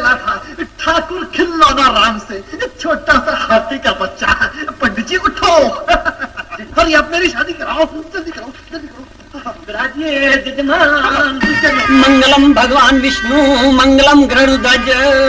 ओम भानुए स्वाहा, ओम चंद्रमसे स्वाहा, ओम उमाए स्वाहा, ओम बुधे स्वाहा, ओम राय स्वाहा, ओम शुक्राय स्वाहा, ओम शिप्राय स्वाहा, ओम रहुए स्वाहा, ओम केतुए स्वाहा, ओम प्रजापते स्वाहा, ओम इंद्राय स्वाहा, ओम नय स्वाहा।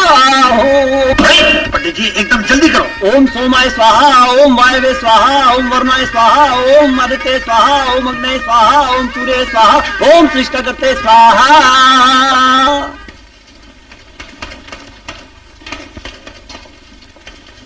Good morning sir. Good morning.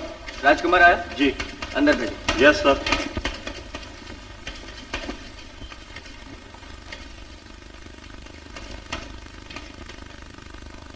जी सर। इसे देखिए, इस बिल के 2000 रुपए आपने कलेक्ट किए थे? जी नहीं तो। सोच कर जवाब दीजिए। इस पे मेरी सही नहीं है सर। लेकिन शाम एंड कंपनी के प्रोप्राइटर का कहना है कि वो पेमेंट कर चुके हैं। ये गलत है, बिल्कुल गलत है। वो झूठ बोलते हैं। झूठ वो नहीं, झूठ तुम बोलते हो। सच सच बताओ, नहीं तो मैं पुलिस और शाम एंड कंपनी के प्रोप्राइटर दोनों को एक साथ बुलाता हूं। बोलो जल्दी। मैंने ही वसूल किए थे।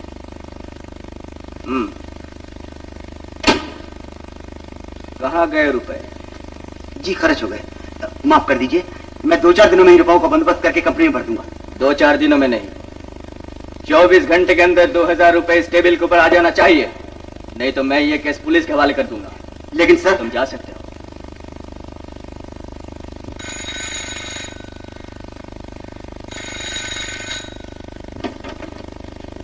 मेम साहब हैं घर में? जी। आपका नाम? वो मुझे नहीं जानती, पहली बार मिल रहा हूँ। कह दो दफ्तर से कोई आया है। बैठिए।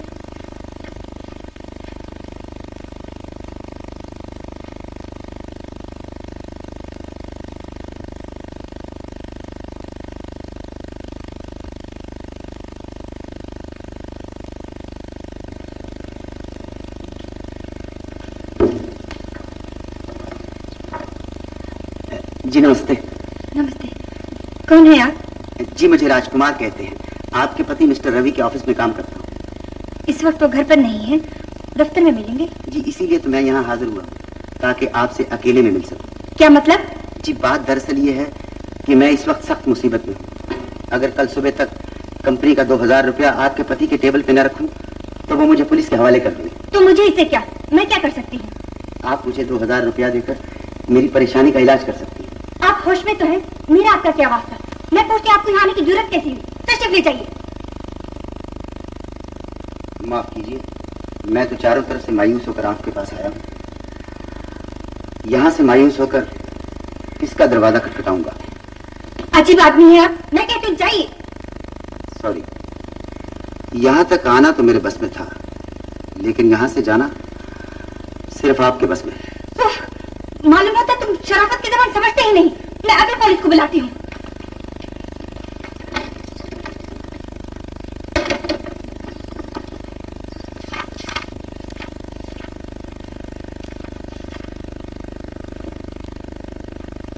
नंबर चाहिए क्या? ये रहा। क्यों, रॉन्ग नंबर है क्या?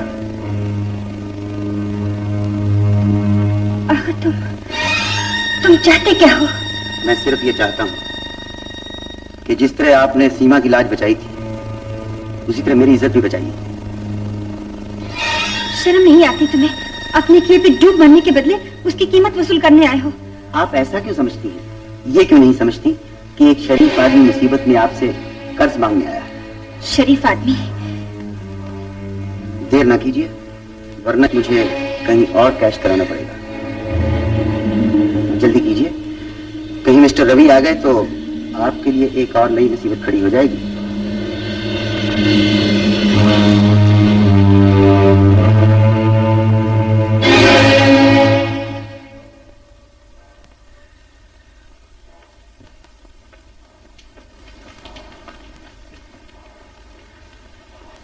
ये लो, इसे कर्ज नहीं कीमत समझो, मगर एक शर्त है, फिर कभी इस घर का रुख नहीं करोगे। कैसी बात करती हैं आप? वो तो मजबूरी मुझे यहाँ खींच लाई थी, वरना मैं कोई ब्लैकमेलर तो नहीं।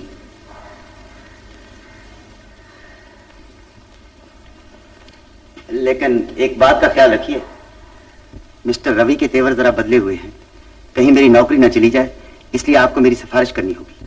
हरगिज नहीं। आप जरूर करेंगी। नमस्ते।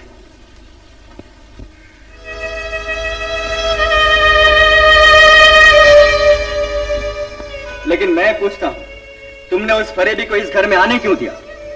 भला मैं क्या जानूं वो कैसा आदमी है। बेचारा सिफारिश के लिए आया था, कहता था नौकरी चली गई तो मैं गरीब मारा जाऊंगा। गरीब? कंपनी में ऐसे 2-4 गरीब और आ जाएं तो कंपनी का दिवाला पीट जाए। वो गरीब नहीं, परले दर्जे का बदमाश है, बदमाश। अगर वो अच्छा आदमी नहीं है तो फिर उसकी दुश्मनी मोल लेने से क्या फायदा? तो क्या तुम ये चाहती हो कि मैं उससे डरकर बुज़दिलों की तरह अपने फर्ज से मुंह मोड़ लूं, कंपनी से गद्दारी करूं? नहीं नहीं, मेरा ये मतलब नहीं, लेकिन फिर भी एक बार उसे माफ कर दीजिए तो क्या हर्ज है? तुम उसकी इतनी हिम्मत क्यों कर रही हो? तुम्हें उससे क्या दिलचस्पी है? मुझे क्या दिलचस्पी होगी? वो तो उसकी मजबूरी पर तरस आ गया मुझे। क्या मेरी खातिर आप उसे माफ नहीं कर सकते?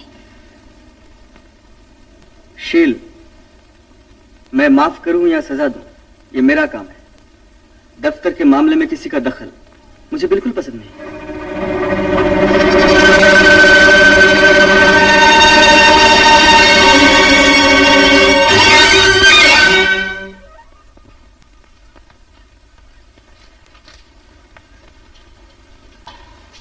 Good morning sir. तुम कल हमारे घर पर क्यों गए थे? जी मैं वहां रुपया मांगने तो नहीं गया था। फजूल बात मत करो। मैं पूछता हूँ तुम्हें वहां जाने की जुर्रत कैसे हुई? जी मैं घबराया हुआ था, सोचा लेडीज रहमदिल होती हैं, सिफारिश हो जाएगी और एक शरीफ आदमी की नौकरी बनी रहेगी। मिस्टर राजकुमार, कंपनी अब तुम्हारी शराफत से और फायदा नहीं उठाना चाहती है। जी? Yes, you are dismissed. लेकिन जरा सोचिए तो। मैं हमेशा सोचकर ही फैसला करता हूँ। कहीं ऐसा ना हो कि अब आपको फैसले के बाद सोचना पड़े। Shut up! और कान खोलकर सुन लो, अगर फिर कभी तुमने मेरे घर में पांव रखा तो मैं तुम्हें जान से मार डालूंगा। Gate out! I say get out! Get out! I said get out! कमाल है, आपके पति मुझसे नाराज हैं, आप नाराज हैं। जरा सोचिए, अगर मैं नाराज हो गया तो क्या होगा? तुम मुझे धमका रहे हो? जी नहीं, समझा रहा। आखिर मेरी बात तुम्हारी समझ में क्यों नहीं आती? मेरे पास जो रुपया था वो मैं तुम्हें दे चुकी हूँ, अब मेरे पास कुछ नहीं है। कोई बात नहीं, मैं जाकर पुरानी हवेली का दरवाजा खटखटाता हूँ। नहीं नहीं, मैं तुम्हें वहां नहीं जाने दूंगी। इतना अत्याचार न करो। तुमने पहले कौन सा कम जुल्म उठाया है जो उस गरीब को और रुस्वा करना चाहते हो? उसको रुसवाई से बचाना तुम्हारे हाथ में है। यकीन करो, अब मेरे पास कुछ भी नहीं है। नहीं नहीं, ये सब मत पूछो, ये मैं कभी नहीं दे सकती। ये मेरे पति के प्यार की निशानी है, उन्होंने मुझे बड़ी उम्मीदों से पहनाया है। जेवर हमेशा उमंगे पहनाती हैं और मजबूरियां उतारती हैं। नहीं नहीं, सुनो।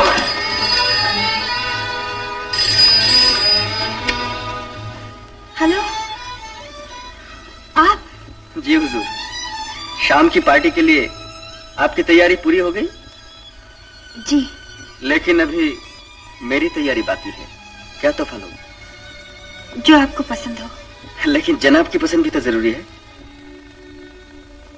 मेरी पसंद तो आप हैं।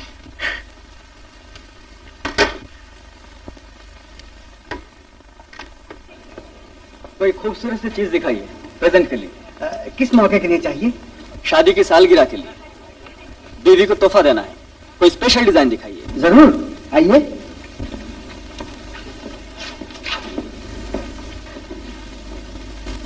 ये देखिए साहब,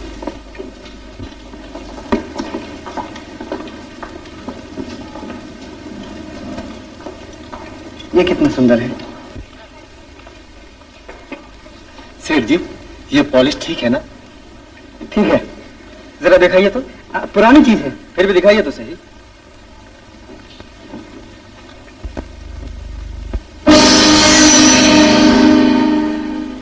ये नेकलेस आपकी दुकान पर कैसे आया?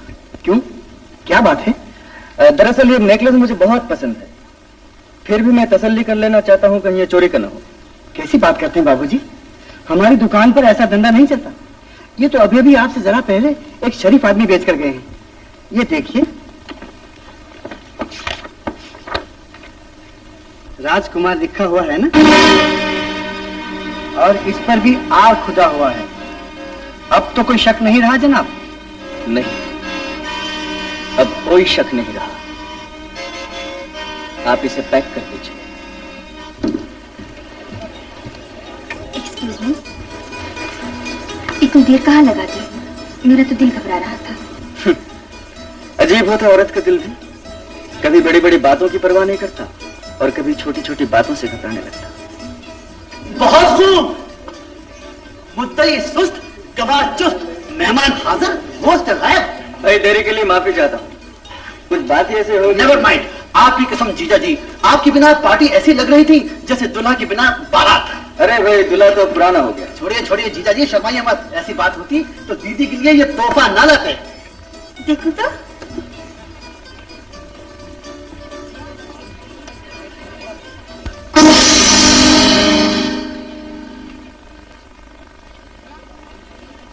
पसंद है ना?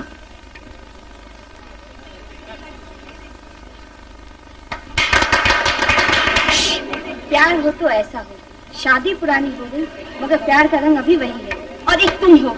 भाई भाई, आई एम परफेक्ट प्रेमी। अब हो जाए इसी खुशी में एक गाना। जरूर जरूर जरूर जरूर। नहीं नहीं, मेरी तबीयत कुछ ठीक नहीं, मैं गा ना सकूंगी। अरे ऐसे मौके पर नहीं गाओगे तो कब गाओगे? Come on. That's the spirit, please.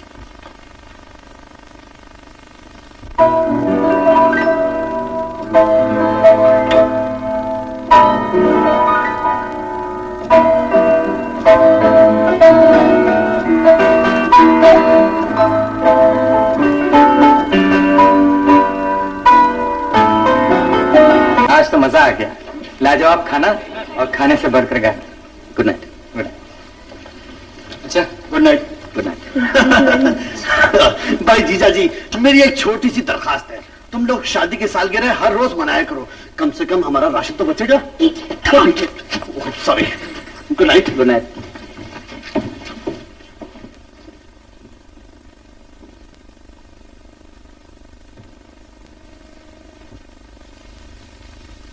सुनिए,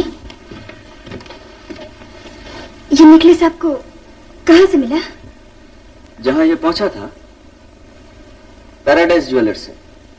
मगर ये वहां पहुंचा कैसे? जी, मैं ले गई थी। बात दरअसल ये है कि मेरी एक सहेली सख्त मुसीबत में थी, जिसके लिए मुझे नेकलेस बेचना पड़ा। सहेली? जी। लेकिन मुझसे क्यों नहीं कहा? इसमें छुपाने की क्या बात थी? जी, वो ये नेकलेस आपने बहुत उमंगों से पहनाया था ना, मुझे डर था कहीं आप बुरा ना माने। इसमें बुरा मानने की क्या बात है? आखिर इंसान ही इंसान के काम आता है। किसी सहेली की मदद करना तो अच्छी बात है, बहुत ही अच्छी बात है।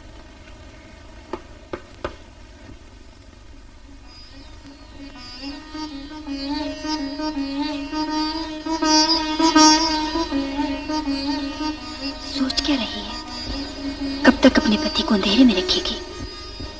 अपने जीवन साथी से झूठ बोलना पाप है। बता दे उनको सब कुछ, बता दे, बता दे।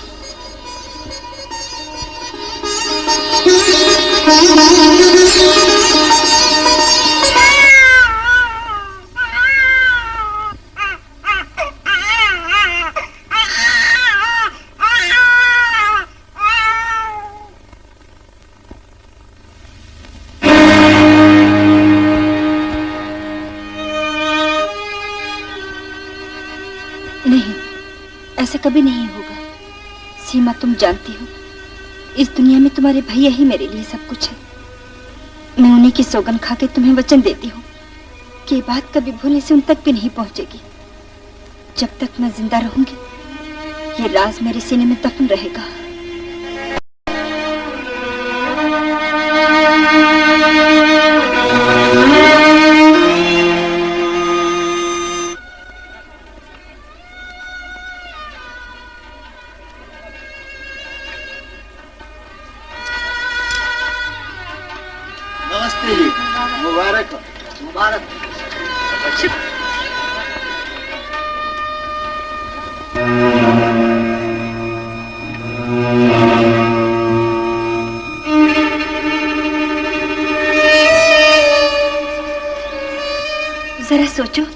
हमारे खानदान की इज्जत को मिट्टी में मिलाकर तुम्हें क्या मिलेगा? तुम्हारा क्या मतलब है? मैं तुम लोगों को इतना सस्ता छोड़ दूं? वो जाकर अपनी दुनिया आबाद करे और मैं भिखारियों की तरह दर दर की ठोकरें खाता फिरूं? मैं अकेला नहीं, तुम सबको साथ लेकर बर्बाद हूँ। अपने रास्ते में इतने कांटे ना बो कि तुम्हारा 2 कदम चलना मुश्किल हो जाए। मैं कांटे वाटे कुछ नहीं जानता। मैं तो अपना और सीमा का हिसाब चुकता करने आया हूँ। मुझे अभी इसी वक्त पैसा चाहिए, नहीं तो शादी की शहनाइयां मातम की चीखों में बदल जाएंगी। मालूम होता है तुम्हारे पहलू में इंसान का नहीं भेड़िए का दिल है। मैं कहती हूँ डरो, भगवान से डरो। अगर तुम किसी बेबस को सताओगे, किसी बेकस की आह लोगे तो तुम्हें कभी माफ नहीं करेगा, कभी माफ नहीं करेगा। माफ तो मैं तुम्हें नहीं करूंगा, बर्बाद तो तुमने मुझे किया है। अगर तुम मेरे रास्ते में ना आती तो क्या मैं आज एक लखपति घर का दामाद ना होता? मेरे पास मोटर ना होती, बंगला ना होता, क्या कुछ ना होता मेरे पास। मुझे पैसा चाहिए, मैं कहता हूं मुझे पैसा चाहिए, नहीं तो मैं अभी अपने बच्चे को शादी के मंडप में ले जाऊंगा और मुंह मांगी रकम वसूल करूंगा। नहीं नहीं, मैं तुम्हें नहीं जाने दूंगी, नहीं जाने दूंगी। ऐसा कभी नहीं हो सकता। याद करो तुमने क्या वादा किया था। सब कुछ लूट लेने के बाद अब अपने वादे से हट रहे हो। ऐसा न करो, भगवान के लिए ऐसा न करो। मैं किसी को मुंह दिखाने के लायक नहीं रहूंगी, मैं किसी को मुंह दिखाने के लायक नहीं रहूंगी। बदमाश, तुझे मेरे घर में आने की जुर्रत कैसे हुई? ये अपनी बीवी से पूछो। क्या मैं अपने बच्चे को देखने नहीं आ सकता? राज! ये तुम्हारा बच्चा नहीं, मेरा बच्चा है। इसकी रगों में तुम्हारा खून नहीं, मेरा खून है। पीछे हट बेशरम! You scoundrel!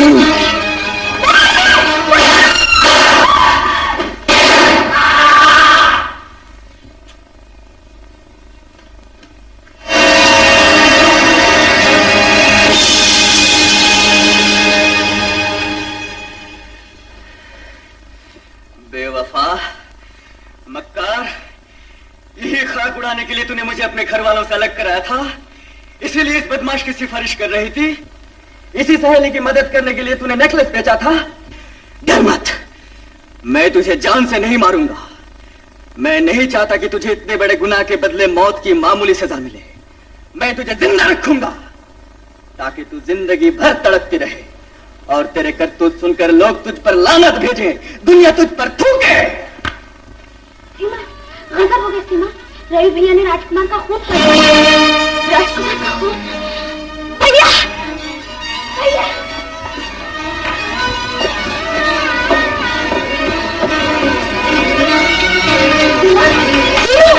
माँ जी, रवि भैया ने खून कर दिया।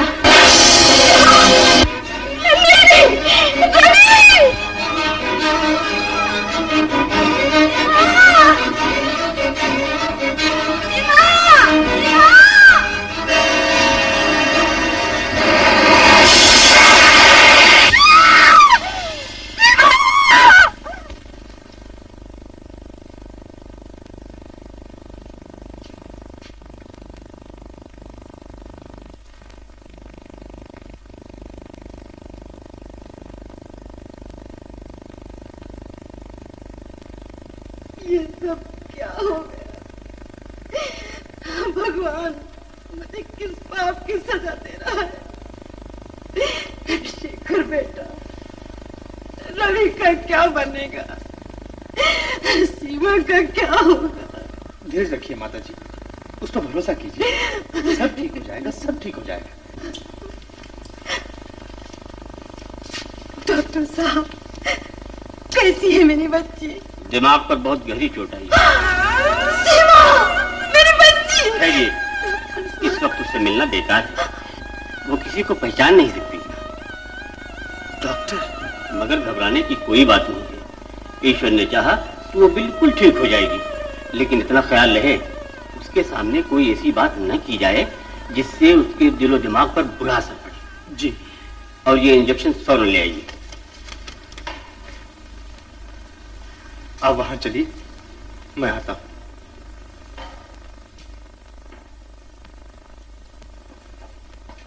रवि बेटा, क्या इसीलिए घर से रूठ कर आया था कि अपनी विधवा माँ को इन सलाखों के पीछे से सूरत दिखाए? मैं अंजलि तुझे उसी वक्त रोक लेती तो आज ये दिन क्यों देखना पड़ता, क्यों देखना पड़ता? माँ, मैं इस काबिल नहीं हूं कि तुम मेरे लिए आंसू बहाओ।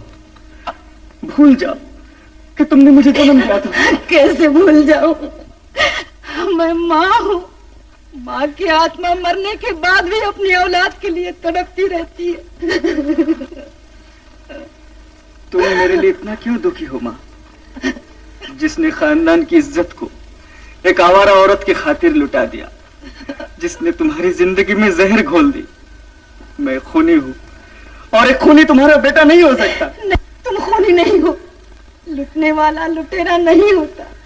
जुल्म तुम पर हुआ है। मैं खुद को मिटाकर भी तुम्हारी खोई हुई मुस्कुराहट वापस दिलवाऊंगी।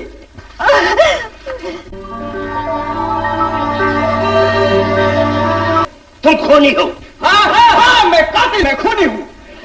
एक बार नहीं 1000 बार कहने के लिए तैयार हूं कि मैंने उस बदमाश का खून किया है। लेकिन इंसाफ से अगर देखा जाए तो उस बदमाश का कातिल मैं नहीं, वो बेवफा दलील औरत है जो बदनसीबी से मेरी बीवी कहलाती है। ऑर्डर, जिसने मेरी मोहब्बत को ठुकराया, मुझे धोखा दिया। नहीं चाहिए मुझे जिंदगी, मुझे मौत की सजा दीजिए। मैं मरना चाहता हूँ, मैं मरना चाहता हूँ, मैं मरना चाहता हूँ, मैं मरना चाहता हूँ। Wonderful acting. Ravi, please. Mister Ravi, कानूनी कार्रवाई में जज्बाती मदाखलत मत कीजिए। आपको सजा मिलनी चाहिए या नहीं, इसका फैसला अदालत करेगी। कार्रवाई जारी।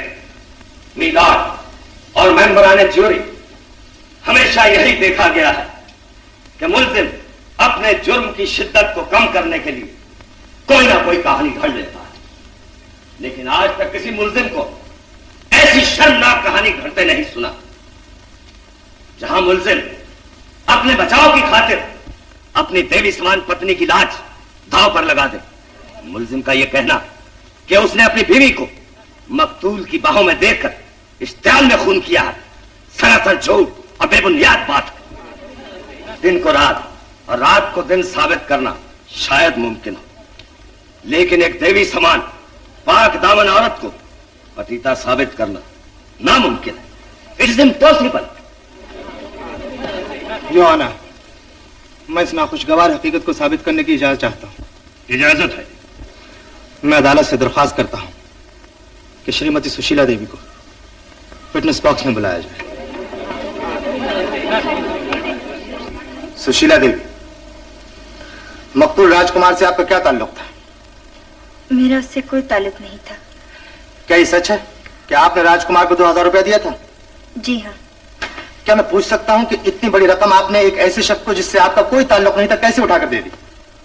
मदद के तौर पर, क्योंकि वो मुसीबत में था।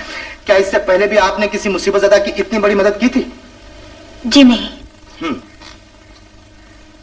क्या ये सच है कि आपने अपने पति से राजकुमार की नौकरी बरकरार रखने की पुरजोर सिफारिश की थी? जी हाँ। और वो भी अपने पति से जानने के बाद कि राजकुमार एक आवारा और बददियानत शख्स है। क्या आप इसकी वजह बता सकती हैं? वजह? वो गरीब आदमी था। क्या आपने अपने गले का नेकलेस भी उस गरीब आदमी को दे दिया था? जी। क्या आपने अपने पति के प्यार की निशानी भी राजकुमार को मदद के तौर पर दी थी? जी हाँ। मिलॉर्ड, ये पॉइंट नोट किया जाए। हाँ, तो क्या आपने अपने पति के पूछने पर यह झूठ बोला था कि आपने वो नेकलेस अपनी एक सहेली की खातिर बेचा है? जवाब दीजिए, झूठ बोला था ना? जी। एक ऐसे शख्स के लिए जिससे आपका कोई ताल्लुक नहीं था, आपका अपने पति को धोखे में रखना, उसके आगे झूठ बोलना, क्या ये महज एक इंसानी हमदर्दी और मदद के तौर पर था? जी। ये झूठ है। जिस जज्बे के तहत आपने उसकी मदद की थी वह हमदर्दी नहीं बल्कि इश्क था, जिसका शर्मनाक नजारा आपके पति ने उस वक्त देखा जबकि आप मकतूल की बाहों में झूल रही थी। और इसका सबूत आपकी गोद में खेलने वाला वो बच्चा है जिसकी रगों में मकतूल का खून गर्दिश कर रहा है। क्या ये सच नहीं? बोलिए, क्या ये सच नहीं?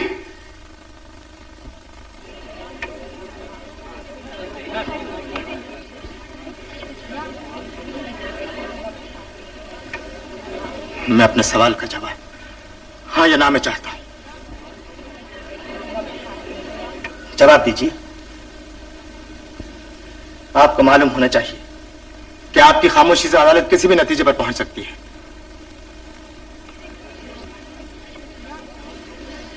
आप जा सकते हैं।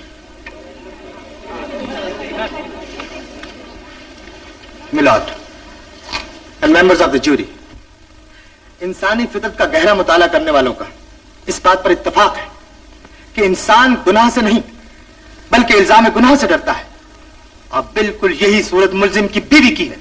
वरना जरा अंदाजा कीजिए कि वो औरत जिसने इससे पहले कभी किसी की कोई मदद ना की हो, उसके दिल में एक आवारा और अजनबी शख्स के लिए अचानक ऐसे हमदर्दी कैसे जाग पड़ी कि उसने रुपए के अलावा अपने पति के प्यार की निशानी और नेकलेस भी उस पर निछावर कर दिया। कोई भी जिहोश इंसान इस बात को तस्लीम नहीं कर सकता कि एक औरत इतनी बड़ी कुर्बानी महज इंसानी हमदर्दी के लिए कर सकती है। शायद मेरे दोस्त को यह मालूम नहीं कि औरत की सबसे अजीज चीज पति के प्यार की निशानी नहीं बल्कि खुद उसका पति होता है। और सच पूछिए तो मुल्जिम की बीवी ने अपने पति को उस गरीब की आह से बचाने के लिए वो नेकलेस मकतूल को दिया था जिसको बेरोजगार करने का जिम्मेदार उसका पति था। अब रहा बच्चे के सवाल पर मुल्जिम की बीवी का खामोश रहना। जरा सोचिए, ऐसे शर्मनाक सवाल के जवाब में एक शरीफ औरत खामोशी अख्तियार करने के सिवा कर ही क्या सकती थी? और फिर वो खामोशी दरअसल एक तंज थी। उस तंज आमेज खामोशी का सबब बताने के लिए मैं अदालत को मुल्जिम की नौकरानी की गवाही याद दिलाना चाहता हूं, जिसके बयान के मुताबिक मकतूल जब पहली बार सुशीला देवी से मिलने आया तो बच्चा सुशीला देवी की गोद में था। अजीब बात है मिलॉर्ड कि बाप बाद में आए और बच्चा मां की गोद में पहले पहुंच जाए। आखिर बच्चा को लिफाफा या मनी ऑर्डर तो नहीं जो डाक के जरिए एक जगह से दूसरी जगह पहुंचाया जा सके। ऐसी मिसाल मेरे फाजिल दोस्त ने कहीं देखी हो तो और बात है, लेकिन दुनिया में किसी और ने नहीं देखी। मैं चैलेंज के साथ कहता हूं कि नाजायज ताल्लुकात को दरकिनार मेरे फाजिल दोस्त अगर एक भी ऐसा गवाह पेश कर दे, सिर्फ एक जिसने उस दिन से पहले मकतूल राजकुमार और सुशीला देवी को कहीं एक साथ मिलते जुलते, उठते बैठते, घूमते फिरते तक देखा हो, तो मैं खुद अदालत से दरखास्त करूंगा कि मुल्जिम और मेरे फाजिल दोस्त के बयान को हर बाहर दुरुस्त माना जाए।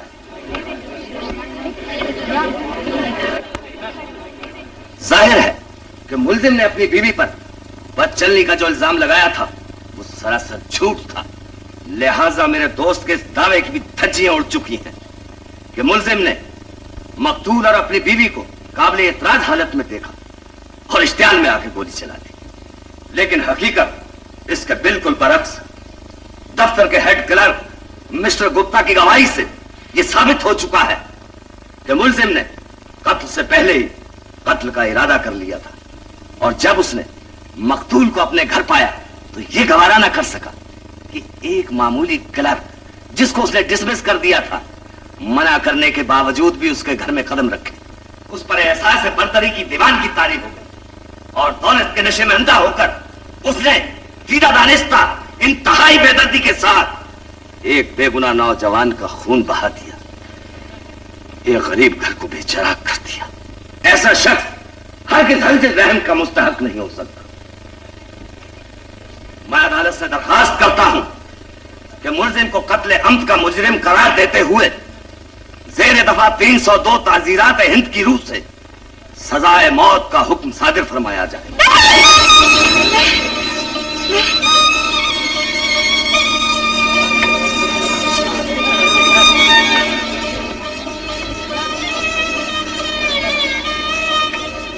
क्या बात है?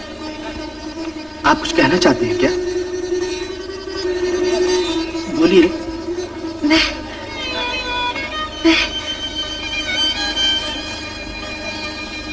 बोलिए, भगवान के लिए बोलिए, वरना वो जुबान हमेशा के लिए खामोश हो जाएगी जिस पर कभी दिन रात आदि का नाम रहता था।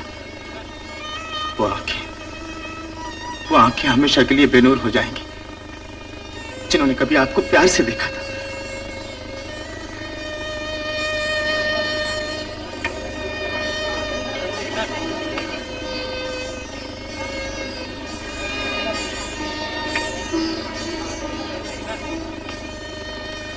मैं अदालत से शील देवी का दोबारा बयान लेने की इजाजत चाहता हूं। I object me Lord.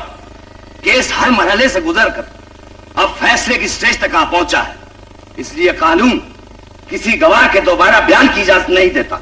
मेरे बुजुर्ग दोस्त को मालूम होना चाहिए कि इंसान कानून के लिए नहीं बना, बल्कि कानून इंसान के लिए बना है। मैं इंसानी जिंदगी के नाम पर अदालत से फिर दरख्वास्त करता हूं कि मुझे इजाजत दी जाए। आमतौर पर ऐसा होता तो नहीं है, लेकिन खास हालात के पेश नजर आपको इजाजत दी जाती है। Thank you milord. आइए शील देवी।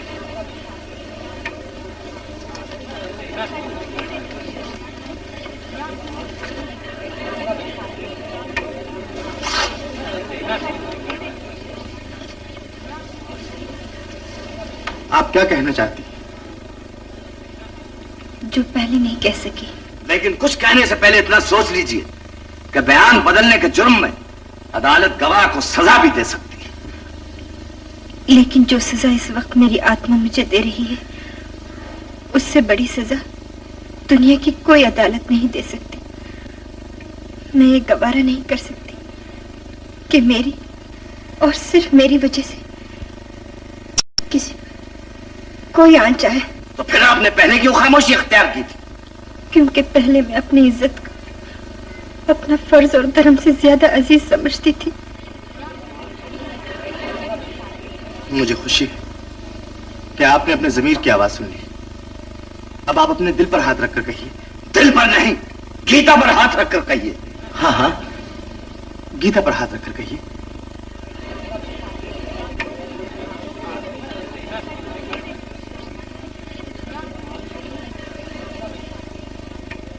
हाँ,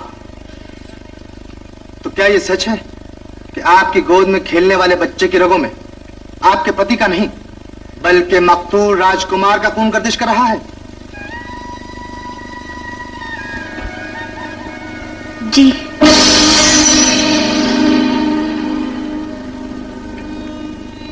तो इसका मतलब ये हुआ कि मकतूल राजकुमार से आपका नाजायज ताल्लुक था? जी। तो आप ये भी मानती हैं मकतूल राजकुमार की जो आपने हमारी इमदाद की थी उसकी वजह इंसानी हमदर्दी नहीं बल्कि मोहब्बत थी? जी। तो आप ये तस्लीम करती हैं कि आपके पति ने इश्तियाल में आकर राजकुमार पर उस वक्त गोली चलाई जब आप उसके बाजुओं में झूल रही थी?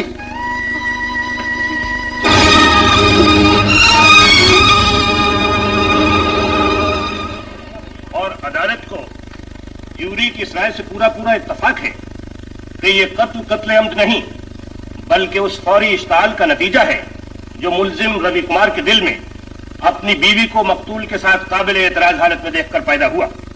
ऐसे हालात में एक गैरतमंद शौहर का दिमागी तवाजुन खो बैठना कोई गैर कुदरती बात नहीं है। फिर भी किसी शख्स को यह हक नहीं पहुंचता कि वो कानून को अपने हाथ में ले, लिहाजा मुल्जिम सजा का मुस्तहिक है।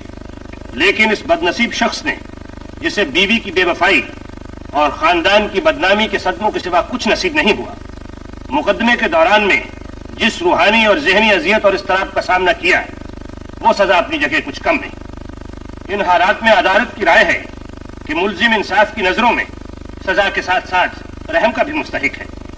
लिहाजा अदालत अपने खास इख्तियारात से काम लेते हुए जेर दफा 304 ताज़ीरात हिंद की रूह से यह सादर करती है कि मुल्जिम रवि कुमार को मुजरिम समझते हुए उसकी नजरबंदी की मुद्दत को सजाए कैद तस्वुर कर उसे आज अदालत के बर्खास्त होने के साथ ही रिहा किया जाए।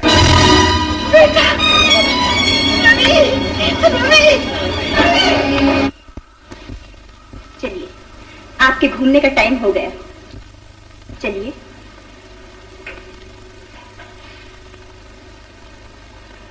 आप हंसने बोलने की कोशिश करेंगी तो बहुत जल्द अच्छी हो जाएंगी।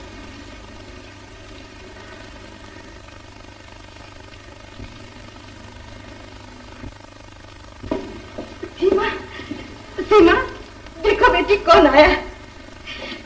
तुम्हारे भैया आए, मेरा लाल वापस आ गया है। देखो ना बेटी, तुम्हारा भाई आया है। अब ये हमें छोड़कर कभी नहीं जाएगा। माँ जी, रवि भैया, शील दीदी का कहीं पता नहीं चल रहा है, ना जाने वो कहाँ चली गई। तो हम क्या करें? मुन्ना छत से गिर गया है, वो अस्पताल में पड़ा है, जल्दी चलिए। हम क्यों जाएं? हमारा क्या वास्ता? ऐसा ना कहिए माँ जी, माँ के बाद आप लोग सब कुछ है उसके। हम कुछ नहीं है उसके, चले जाओ यहाँ से। वक्त के साथ आप लोगों ने भी उस मासूम से आंखें फेर ली।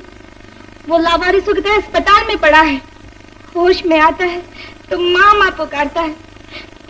कहाँ से लाकर दूं उसे माँ, जो उसे अपने कलेजे से लगा सके, उसके दर्द को अपने सीने में छुपा सके। शायद उस बदनसीब की किस्मत में माँ का प्यार लिखा ही नहीं।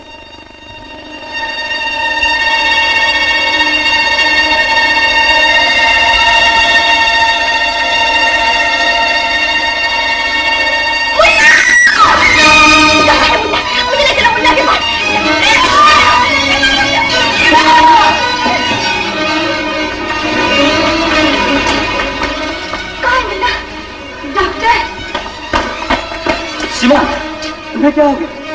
हमारा उससे क्या बात? चलो घर चलो। नहीं, छोड़ दो मुझे। शोर मत मचाइए। डॉक्टर, कैसा है मुन्ना? अभी कुछ कहा नहीं जा सकता। मुझे ले चलिए उसके पास। मैं सबको अंदर जाने की इजाजत नहीं दे सकता, सिर्फ बच्चे की मां अंदर आ सकती है। डॉक्टर, मैं हूँ बच्चे की माँ। भाभी, नहीं भाभी, अब पानी सबसे ऊंचा हो चुका है। बंसी ने मुझे सब कुछ बता दिया। मैं ये कलंक टीका तुम्हारे माथे पर नहीं रहने दूंगी। सीमा, भगवान को चुप। आज मैं चुप नहीं रहूंगी भाभी, नहीं रहूंगी। डॉक्टर साहब, बच्चे की माँ ये नहीं, मैं हूँ। क्या कह रही हो तुम? मैं ठीक कह रही हूँ भैया। भाभी निर्दोष है। राजकुमार से भाभी का नहीं, बल्कि मेरा। खामोश!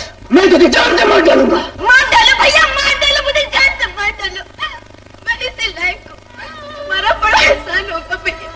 मुझे इस जीवन से मुक्ति दिला दो भैया, मुझे जान से मार डालो, मार डालो भैया, जान से मार डालो। मुझे तो पैदा होते ही मार डालना चाहिए। उनके मुंह पर कालिक मलने से पहले तो मर क्यों नहीं? जहर क्यों नहीं खानी? दूर हो जा मेरी नजरों से, निकल जा यहाँ से, निकल जा यहाँ से। माँ जी, एक भूल के बाद अब दूसरी भूल तो न कीजिए। यह अभागन घृणा की नहीं, दया की पात्र है। नहीं, इस कलंकिनी की तो छाया भी किसी पर नहीं पड़नी चाहिए। अब इसके लिए घर और समाज दोनों के दरवाजे बंद हैं। इसलिए कि बेचारी एक औरत है। अजीब है समाज का कानून, मर्द जो चाहे करे, उसके लिए घर और समाज दोनों के दरवाजे खुले हैं।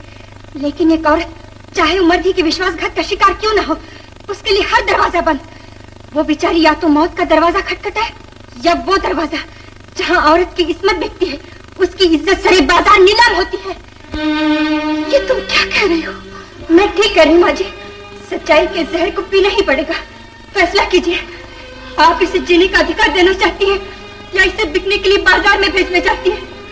बोलिए, चुप क्यों है?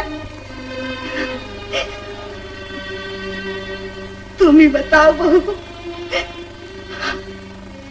कौन पकड़ेगा इस बदनसीब का हाथ? कौन अपनाएगा इस अभागन को? मैं अपनाऊंगा सीमा को। शेखर, बेटा तुम? हाँ मां जी, सीमा ने कोई गुनाह नहीं किया। उससे तो सिर्फ एक भूल हुई है, जो उसने किसी पर विश्वास किया। क्या हम इतनी सी भूल के लिए किसी से उसके जीने का अधिकार छीन सकते हैं? मैं पूछता हूं, दुनिया में ऐसा कौन इंसान है जो अपने सीने पे हाथ रखकर यह कह सके कि उसने जिंदगी में कभी कोई भूल नहीं की? बेटा तुम बहुत महान हो। महान मैं नहीं, ये देवी है जिससे मैंने त्याग और बलिदान का सबक सीखा, जिसने इस खानदान की इज्जत और अपने सुहाग को बचाने के लिए भरी अदालत में अपने लाश पर बट्टा लगा लिया। मुबारक हो, बच्चा खतरे से बाहर है। आप लोग इसे यहाँ रखेंगे या घर ले जाएंगे?